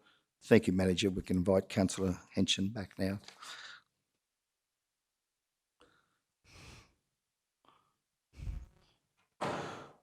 (14.9) Works for Queensland 21 to 24, page 198. We're being provided with a report. The report, council recommends that council endorse the following projects for completion under the 2021 to 2024 Works for Queensland program, with the program balance yet to be confirmed. And as presented there, I won't work through all those, but they're on the screen as presented.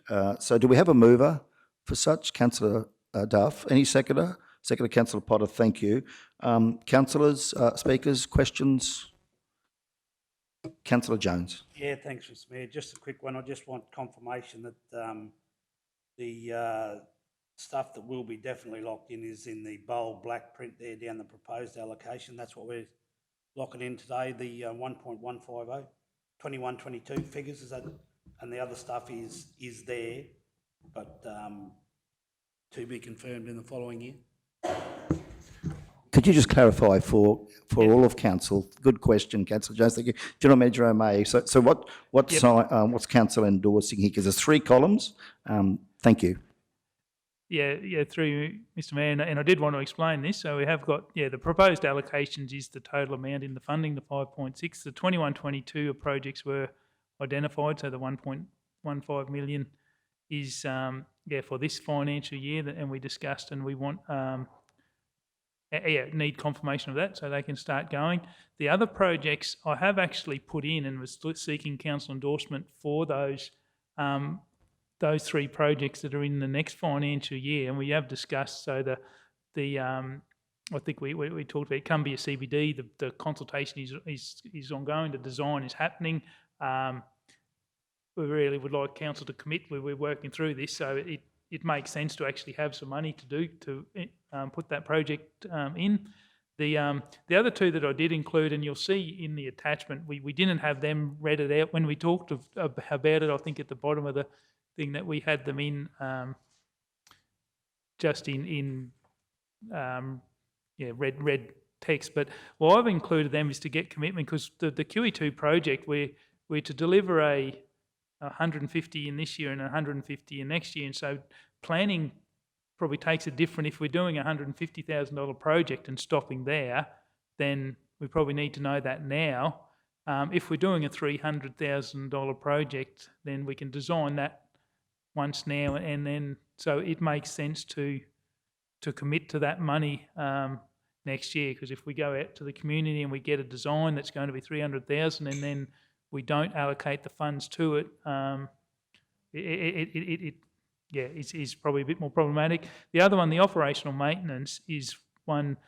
When we put the budget together last year, we actually removed 100,000 from that forward-year budget from the operational budget, and were on the, I suppose on the assumption, or that was the decision at the time, that council was going to put $100,000 in there. If council, so while I'm recommending it, we do that second year. If council doesn't want to commit that to that operational project, and in council's hands, obviously, then that will mean that we will need to, when we're doing our operational budget for next year, we will have to look and I suppose make that adjustment. So that one really had already been an adjustment to a budget made. I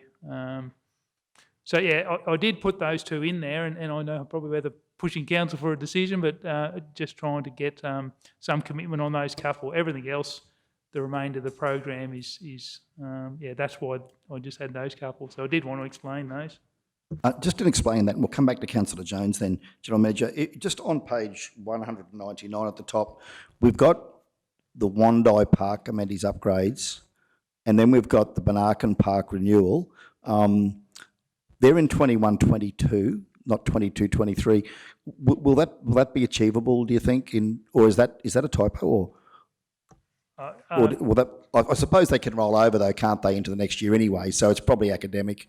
Yeah. I'd imagine. Yeah, okay, that's fine. That's fine. Thank you. Back to Councillor Jones. Yeah, thanks, Mr Mayor. Just to the GM on that for the 150, I just want clarification on the Mergen QE2 Park, that will only include the upgrades to the QE2 Park.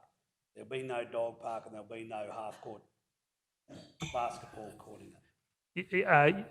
Yeah, through you, Mr Mayor. Yeah, that's right. We originally, when we had the Mergen Park, we did have the dog park in this, but that allocation was removed. So it was originally scoped at a $350,000 project. So it's been removed as a separate project, which is still in the list to be confirmed. So that's why the dog park isn't showing up. And I think if on that attachment, Linnell, at the bottom, I think it might show the dog park as a separate. No, it might have got removed. Oh, no, so on that one, I think I'll just look at mine. So it's shown in the 22-23, it's just so provisionally you can see, so that's not part of the resolution, those projects, so you can see that's where it's been allocated as a proposed project for 22-23 now. And So General Manager, you can confirm for the council that the dog park in Mergen is definitely not part of this resolution? Yep. We're not committing to that, and we're also not committing to the half court, to the half basketball court either. No, both of those you can confirm projects, that. Yep, they're both to be confirmed at a later date. At a later date, they've got to be considered by council at some stage in the future. Yep. Okay. Yeah. All right, thank you. Happy with that. Very good. Thank you. Thank you, General Manager. Thank you, Councillor Jones. Councillor Shoemaker. Just two questions. Just with that QE2 park renewal, hearing you, General Manager O'May, is it better, like the funding strategy to fund it over 2 years? I just want to make sure that's not going to actually like stunt or create problems in terms of actually delivering the project. Like, is it better just to allocate the 300,000 so that you design it, build it, get it done, or have you done this strategy for a specific funding strategy for a specific reason? Through you, Mr Mayor. Yeah, you could do it either way.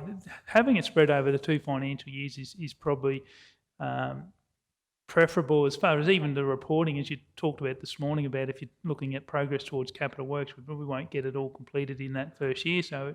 But if we do, we definitely won't be holding back if we can complete that earlier, and we can bring this money forward, since this was allocated over the 3 years. So we would come back and if we spent 200,000 on that park in this current financial year, then we would only have the 100,000 for next year. So it's really how we've shown the allocation was more to align it to the delivery. Great. But we want to see it as one project. We do really see it as wanting to do it as a. Great. Just, yeah, happy to enable that flexibility, and I guess just want to make sure that, supporting you in your funding approach. We had allocated under that water infrastructure upgrades, we had discussed the Mount Warulin Reservoir as a project, and when we looked at the actual layout, we had proposed spending $250,000 in the 22-23 year for the design aspects of that project, meaning it would be ready for construction in 23-24. And just noting that we have applied some of the 22-23 funding, I'm wondering if we should do that with the Mount Warulin Reservoir so that there's some certainty for the team around the actual commitment to that project and progressing it in the same way we're talking other projects. And my third question is just in relation to the Kingaroy Park redevelopments. I know we've had a lot of discussions around Kingaroy Parks, and there's some money put aside for the swimming pool plan and redevelopment. I'm just mindful we haven't actually allocated any money for this next, for this year or next year, to actually do some of that planning work. Like we're doing the detailed design and delivery of the master plan for Kingaroy Park. Sorry, I've read that wrong.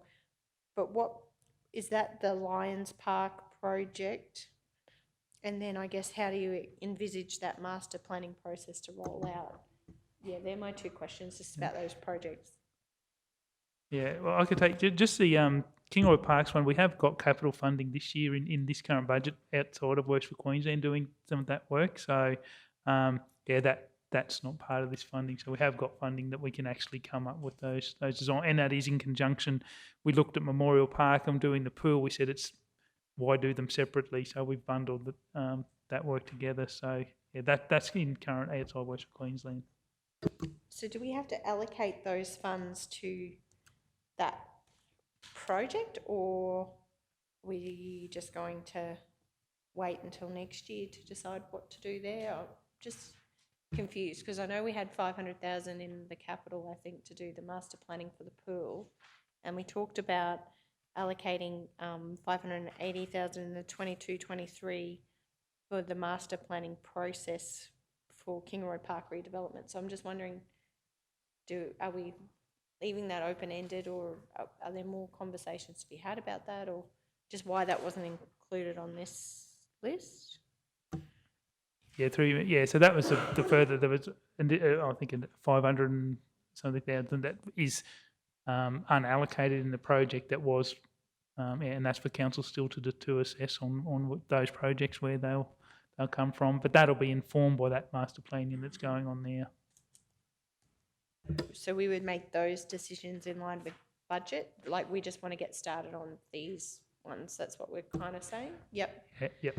And yeah, so my question probably, Manager Laurie, in relation to the Mount Warulin Reservoir, the $250,000 to design it for the 22-23 year, just keen to hear from you whether we should commit to that today so that you've got some certainty around.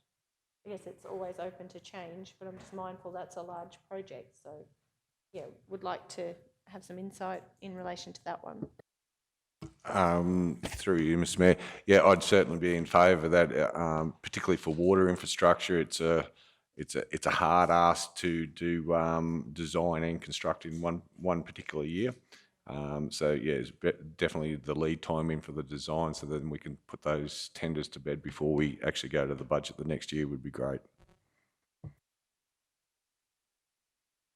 Yeah, so I'd like to move an amendment to this motion.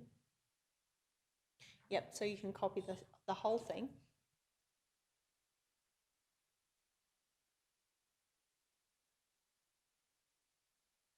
Without any changes to what's there.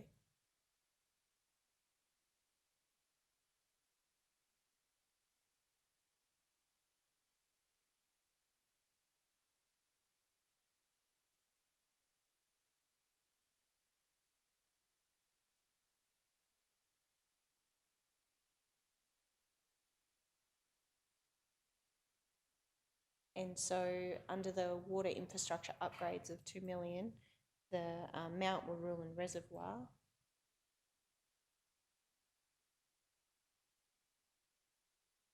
design phase of 250,000. Now, would that be best this year or next year? We had put it in 23, 24, 22, 23. Yep. So in the following column, yep. 250. Yep. So we can do that work. And the team know that it's coming. Yep. Thank you. I'd like to move that. Thank you, councillor. Do we have a seconder? Councillor Jones, thank you. Okay, so we've got that there as presented. So we've got the amendment. Speakers, councillor Shoemaker, anything further to add? No? Okay, we're ready to go. Councillor Jones? Yeah, not so much. I've just, I meant to, it slipped by me, the GM O'May, with the $100,000 that we allocated to Benarkan, I was of the opinion that that was for park upgrades, but I've been speaking to the acting manager of Parks and Gardens, and he's telling me that some of that, or a major portion of that, may be needed to upgrade the toilet and shower facilities there.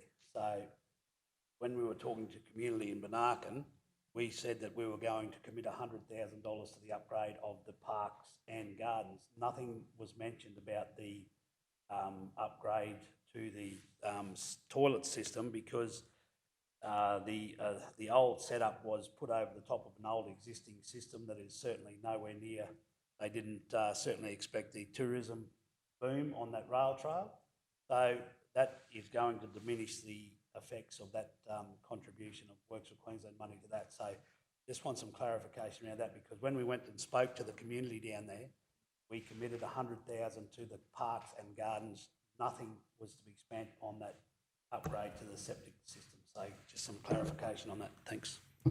Yeah, through you, Mr. Mayor. Yeah, so that was probably our intention, that would include that upgrade. If that's to be spent solely on the park, then we would need to allocate, let's say, additional Works for Queensland, or do a capital project in next year's budget to do that sewage works. Currently, the showers are closed in the toilet block because the current system can't handle the shower, so it's toilets only. And that's what we're actually planning to utilise it, which would, as you've stated, would reduce the amount of funding that could go into the park. It's really just, but yeah, that you are correct. It was the team's plan had been to spend, and you are looking at could be in the $30,000, 30 to 40,000 potentially for the recycled water treatment system required down there. General Manager, that being the case, would it be best to do all the work together? I mean, should we be looking at an allocation here that covers the commitment we gave to the Benarkan people? And I would certainly can confirm that Councillor Jones is correct in what he said. That was the discussion we had with the community. Should we increase that allocation so the work could be all done at one time? Would that be sensible? Oh, that would certainly. Yeah, it would certainly work, but because that was the plan. It was really basically that was a priority to get those toilets back up and going, and then. Because if that's the case, and Mr. CEO, please stop me if I'm out of line here, but I'd like to see us increase that figure to 150,000 to ensure that we can do the park renewal and the amenities upgrades at one time, rather than having to come back and then do the septic work after we've already upgraded the park. But I guess we're in your hands, Councillor Shoemaker, in terms of your motion on that. No, I'm happy to do that. I certainly was of the understanding it was to do with more the park than the amenity upgrades. Just probably want to confirm, you've said 30, 40, and now we're at 50. So I just want to confirm what work's actually been done around the budget for that capital works program. Yeah, I think also in the park. For the toilet. So the toilet. Yeah, so looking at it, and they can depend on the soil and that around. The idea was to have because this would be a treated water, so you would be able to incorporate it into some of the landscaping and tree planting that you would do. You certainly, I think, if you had maybe not 150, if it went to 140, would give you ample to actually do the sewage, and then Yeah, and that would still give a good upgrade, sort of basically around that 100,000. So, yeah, just looking at previous, like the Maidenwell one was, yeah, it was in the mid-30s or something when we had to do the upgrades up there to the set system. So, yeah, I imagine just, yeah, you probably, a 40,000 would be an additional, would be. So, yeah, I'm happy. So 140. 140. Happy to move that change. So, and we'll make it 140 for the Benarkan Park renewal.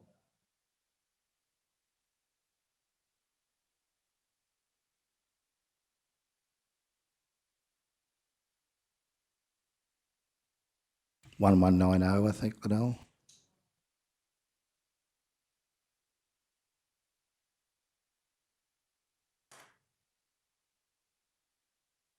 I think the 550 would go to 800,000 there, Linnell, with the 250 now in for the Mount Warrillan Reservoir. Yeah, thank you. Okay.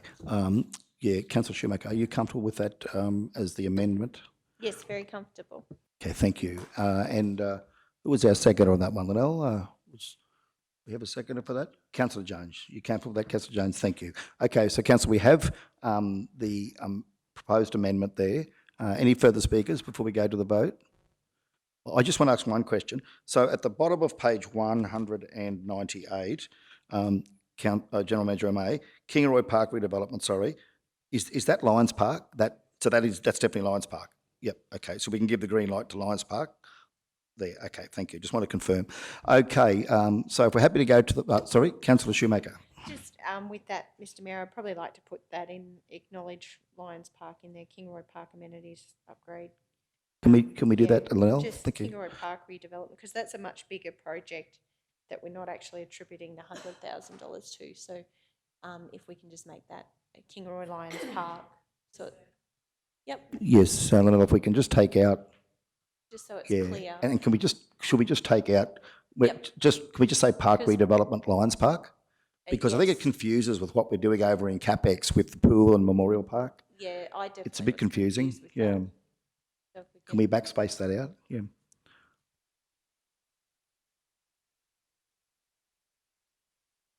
Yeah, the design's already done for Lions Park, is my understanding. Linnell, that would just take out all the detailed design and delivery of master plan. It would just be the redevelopment of Lions Park. Yeah. Okay, so if we're comfortable with as presented, any further speakers? We'll go to the vote. Those in favour? Carried unanimously. Thank you all. That now becomes, yes, the substantive resolution. Shall we go to the vote? We're comfortable to go to the vote, Council? Yes, okay, then vote. Those in favour? Carried unanimously. Thank you all. Okay, let's now move on to 15.1, which is the Boondooma Dam Fish Stocking Association Yellow Belly Competition 2022 at 203. Oh, sorry, have I skipped one again? Oh, I've got sorry, my apologies, Councillor Shoemaker. I've got two pieces of paper. Okay, so yes, you're right. 1410 is the Bunya Mountains Community Association application under the Stronger Communities Program Round 7. We will note that Councillor Shoemaker has left the meeting, having declared a conflict of interest on the matter. Mayor, if we could have a procedural, as it's a late resolution and not part of the full agenda, just a procedural resolution that the matter be dealt with. Okay, so I'll move a procedural resolution that matter 14.10 be dealt with in today's meeting. Do we have a seconder? Councillor Potter, thank you. Go to the vote. Those in favour? Carried unanimously. Procedural motion passed unanimously. Thank you all. Thank you, Mr CEO. 14.10 then. The recommendation is that Council endorse the Bunya Mountains Community Association Incorporated's Alan Sterling Memorial Park Accessibility Project application under round 7 of the Stronger Communities Program. Do we have a mover? Councillor Jones, thank you. Seconder, Councillor Duff. Okay, speakers? Councillor Jones? Not really, Mr Mayor. It's pretty straightforward. These people up there are doing a wonderful job, and I think that if we can show some support and they're lucky enough to get the grant, I think they'll do us a tremendous job to improve our South Burnett region. So happy to endorse her. Thank you, councillor Jones. Let's go to the vote. Those in favour? Carried unanimously. Thank you all. Thank you, Manager. We bring councillor Shoemaker back.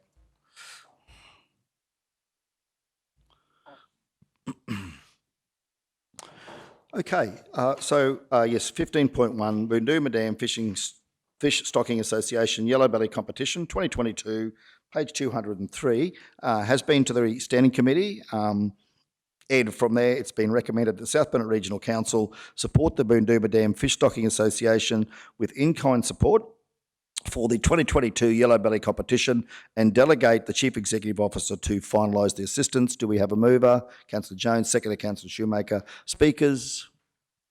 Councillor Jones, happy to proceed? Okay, let's go to the vote. Those in favour? Carried unanimously. Thank you all. 16.1, Notice of Motion, Battle of the Bands Musical Festival at page 204.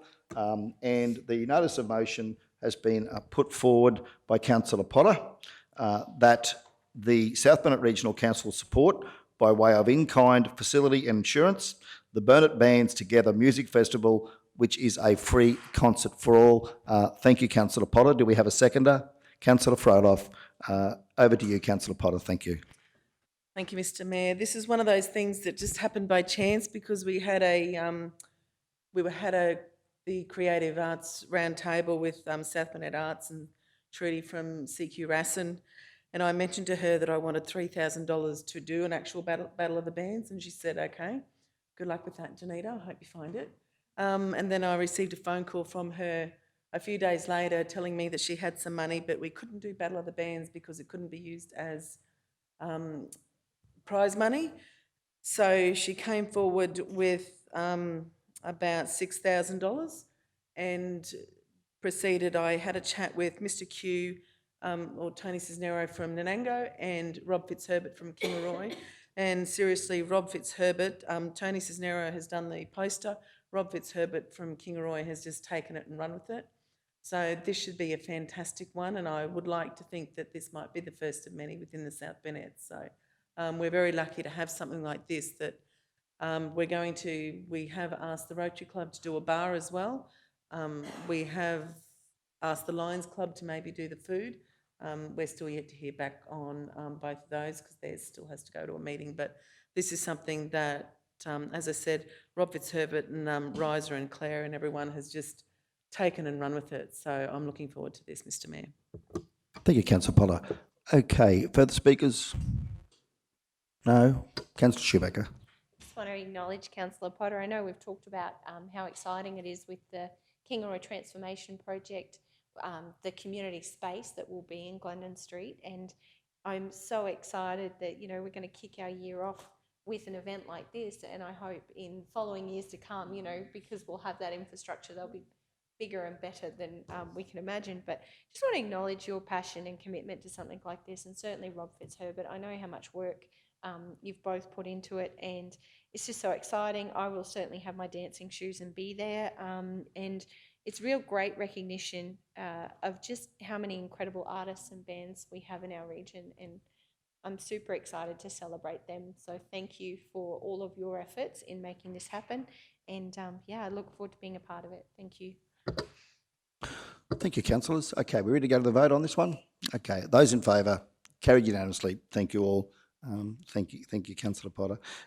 The next one is Notice of Motion 16.2 in relation to Black Butt CBD. That's at 207. Councillor Jones has put forward a motion that the South Bennett Regional Council commit $300,000 from Local Roads and Community Infrastructure Program Round 3 to the Black Butt CBD project in addition to the funding already allocated. Thank you, Councillor Jones. Do we have a seconder for that? Councillor Shoemaker, thank you. Speakers, Councillor Jones, thank you. Yeah, Mr. Mayor, it's as you know, this project has incurred some substantial increases with materials and all that sort of stuff, and we were discussing it there before on the Works of Queensland to give the staff confidence in the water and all that sort of stuff allocated as Councillor Shoemaker. This is just to give the staff the flexibility in the procurement process and all that sort of stuff. So I'd just like to see, we've committed to Black Butt. We need to get this amount of money, we'll get it across the line, and the If for whatever reason we're lucky enough to come in and we have excess funds or something like that, it can be reallocated and put across to another job. But all the figures and everything else that's been put forward to me, the $300,000 extra is required for this project to continue and make sure that we do it once, do it properly. Thank you. Thank you, Councillor Jones. Further speakers? Councillor Duff. Thank you, Mr Mayor. Yes, so I'm supporting the Blackbutt project, but I just wanted to make a couple of observations. It was resolved at the October Infrastructure Standing Committee that an update of Blackbutt CBD works to be included in reporting each month.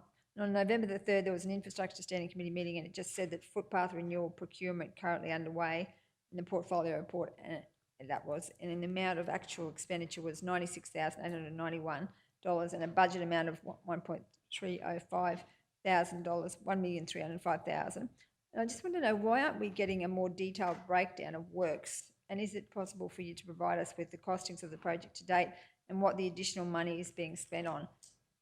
That's just my question. Thank you. Yeah. Through you, Mr Mayor, I'd have to take that on notice. I'm not across this issue.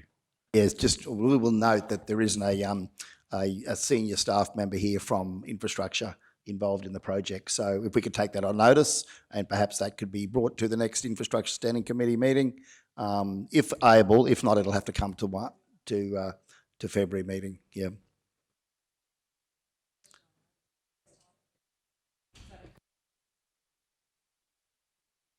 Oh, thank you, Lynelle. So we'll just have to record that as a question on notice at this stage. Any further speakers at this point in time?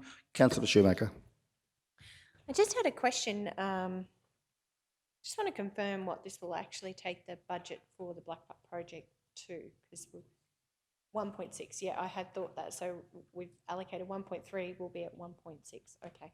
Yeah, I certainly agree. I think it's such an important project. I'm really excited about it for the Blackbutt community, fully supportive. Recognise the increased costs from a construction point of view, and I know there are other projects that are in that same position. So I do think it is important that we give the staff the flexibility to complete the project. And I know we are bound by a time frame of next Christmas. Am I correct with that? 30th of June next year. So it got extended from Christmas this year to the 30th of June. Yes, I absolutely want to see us standing under the Christmas tree next year in Blackbutt's new CBD. And yeah, fully support this additional allocation, noting those increased costs in construction costs. However, do agree with Councillor Duff. I would like to see the full costing for the project, and as we do with any major project, actually have regular updates as to how we're tracking. This is a significant spend for council, and we are very mindful of the risks COVID have placed on construction. I just think it's important council has that oversight. So thank you to everyone involved in actually the planning process. Really looking forward to the project, to shovels getting in the ground, actually. Thank you. Yes, thank you, Councillor. Lynelle, if we could just have that coming back to the December Infrastructure Standing Committee meeting, as the question was. Oh, have they closed? Have they? Sorry. Okay. No, that's fine. That's only 2 weeks away, isn't it? Yeah. Oh, next week. Okay. Goodness, it's December next week. Oh, I have to start going Christmas shopping. So, yeah, okay. So we'll get a report back. Okay. When we can on that. All right, that's fine. You're comfortable with that, Councillor Duff? We'll get a report back for consideration. Yeah, perhaps it can come back to the ordinary meeting in December, Mr. CEO, which is, yeah, I think the 15th of December or somewhere thereabouts. So, yeah, if that's possible, that'd be great. Okay, any further speakers? Other than that, I just wanted to probably make a couple of observations. One, that yes, we have committed to the project. And as Councillor Henson often says, let's do it once and do it well. Blackbutt community, I think, deserve this. I was there on Sunday at the markets. The main street does need an upgrade. There's no doubt about it. Les Muller Park needs an upgrade. Again, you couldn't get a park in Blackbutt on Sunday at the markets. It's becoming a very popular community, and it is the southern gateway to the South Burnett, and it should be a showpiece. And I commend Councillor Jones on the work that he has done in working with the community to get broad consensus around the design, and I think it'll be great to see the work start. The Blackbutt people are very excited, so well done, Councillor Jones.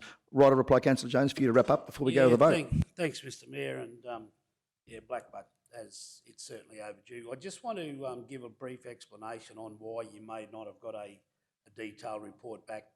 Because of the extension that the federal government has given us, back to that, we've actually gone back out to tender, and so those processes will all go. So that's probably why they haven't given us a full detailed explanation, because things may have changed, and that's what we're hoping. We're hoping that because we go back out with the whole process and all that sort of stuff, we were really under the pump to try and get it all done and finished by the end of December, and the government in their generosity have extended it, which has really taken the pressure off our staff to deliver this project. So that's, and I'm not just trying to give you a brief explanation on why possibly that a full detailed explanation on costings and all that may not have been given to the council up to this stage. But again, Councillor Shoemaker alluded to the extra money is required to the increase in all the materials that we have to purchase and whatnot, just the ridiculous increase in price through COVID and all that sort of stuff. So yeah, thank you. Thank you, Councillor Jones. Let's go to the vote. Those in favour? Carried unanimously. Thank you all. Okay, 17.1, Delegated Authority Reports, Act 208, and the recommendation is that the Delegated Authority Report be received. Do we have a mover? Councillor Frolov, second, Councillor Potter. Speakers, go to the vote. Those in favour? Carried unanimously. Thank you all. 17.2, List of Correspondence pending completion of assessment report. 310, recommendation is that the list of correspondence pending completion of assessment report be received. Do we have a mover? Councillor Potter, second, Councillor Henson. Speakers, go to the vote. Those in favour? Carried unanimously. Thank you all. Okay, there are no questions on notice. So 19.1 is at 313. And we have there an officer's recommendation that council considers the confidential report listed below in a meeting closed to the public in accordance with section 254J of the Local Government Regulation 2012. Item 19.1 referred to is the South Burnett Community Hospital, and the matter is considered to be confidential under section 254J-G of the Local Government Regulation. And the council is satisfied that discussion of this matter in an open meeting would, on balance, be contrary to the public interest, as it deals with negotiations relating to a commercial matter involving the local government, for which a public discussion would be likely to prejudice the interests of the local government. Do we have a mover? Councillor Potter, second, Councillor Jones. Thank you. Any questions or concerns? Otherwise, we'll go to the vote. Those in favour? Carried unanimously. Thank you all. The meeting, and we will note that Councillor Shoemaker has left the room, and prior to the matter being voted on due to conflict of interest, so we'll now close and go into committee at 2:51 p.m. Thank you all. Okay, we're now back in open council, reopen at 3:12 p.m. And we have three matters to deal with. And the first recommendation is 19.1, and as presented on screen, further to council's resolution number 2021/236, council resolves under Local Government Act 2009, Section 257, to delegate to the Chief Executive Officer of Council the power under Section 262 in brackets 3 of the Act to negotiate, finalise and execute a contract for the sale of the land and assets as identified in the schedule between Council and the South Bank and South Bank Medical Group Limited on terms and conditions generally in accordance with the terms and conditions of the draft REIQ commercial land and buildings sale contract and annexures A, B and C draft sale contract tabled before Council together with such additional amendments as the Chief Executive Officer, in his opinion, reasonably considers satisfactory to Council. And the schedule is as presented in relation to land and assets of the South Burnett Community Hospital. Lady Bajelki Peterson Hospital. Okay, so that is the recommendation. Do we have a mover for such? Councillor Potter, a seconder. Thank you, Councillor Jones. Do we have any speakers? Okay, if not, we will go to the vote. Those in favour? Carried unanimously. Thank you all. The next item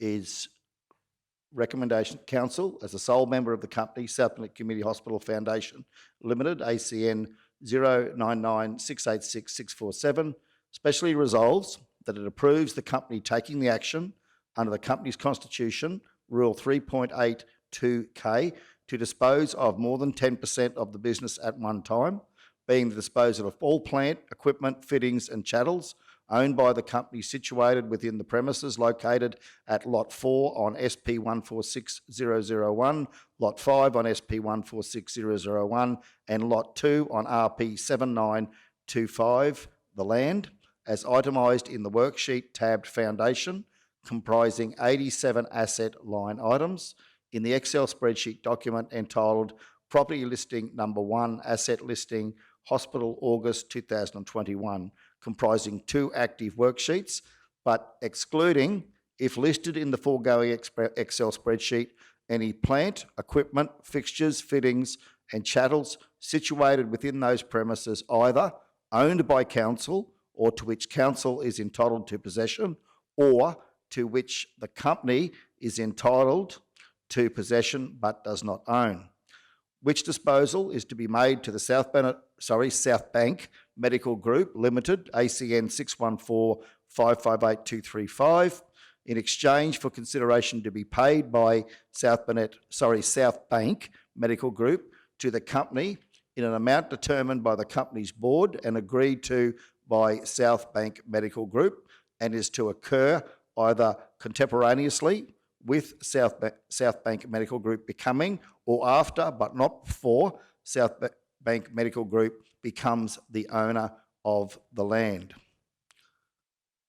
I believe that is the motion. Is point 2 involved? Okay. Further, Council resolves, pursuant to Local Government Act Section 257, to delegate to the Chief Executive Officer of Council the authority under the Local Government Act Section 236 to sign a record of the passage of the special resolution made by Council under paragraph 1 for the purpose of recording the special resolution in the company's minute books in accordance with the company's constitution, rules 3.1 and 3.9. Do we have a mover? Councillor Jones, a seconder, Councillor Duff. Speakers? We'll go to the vote. Those in favour? Carried unanimously. Thank you, Council.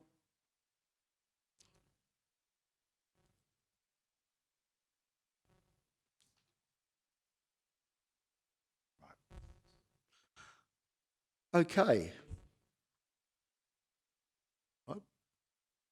Thank you. That is all matters for today's meeting attended to. Thank you all for your attendance. I'll now call the meeting closed at 3:17 p.m. Thank you all. Have a wonderful rest of day.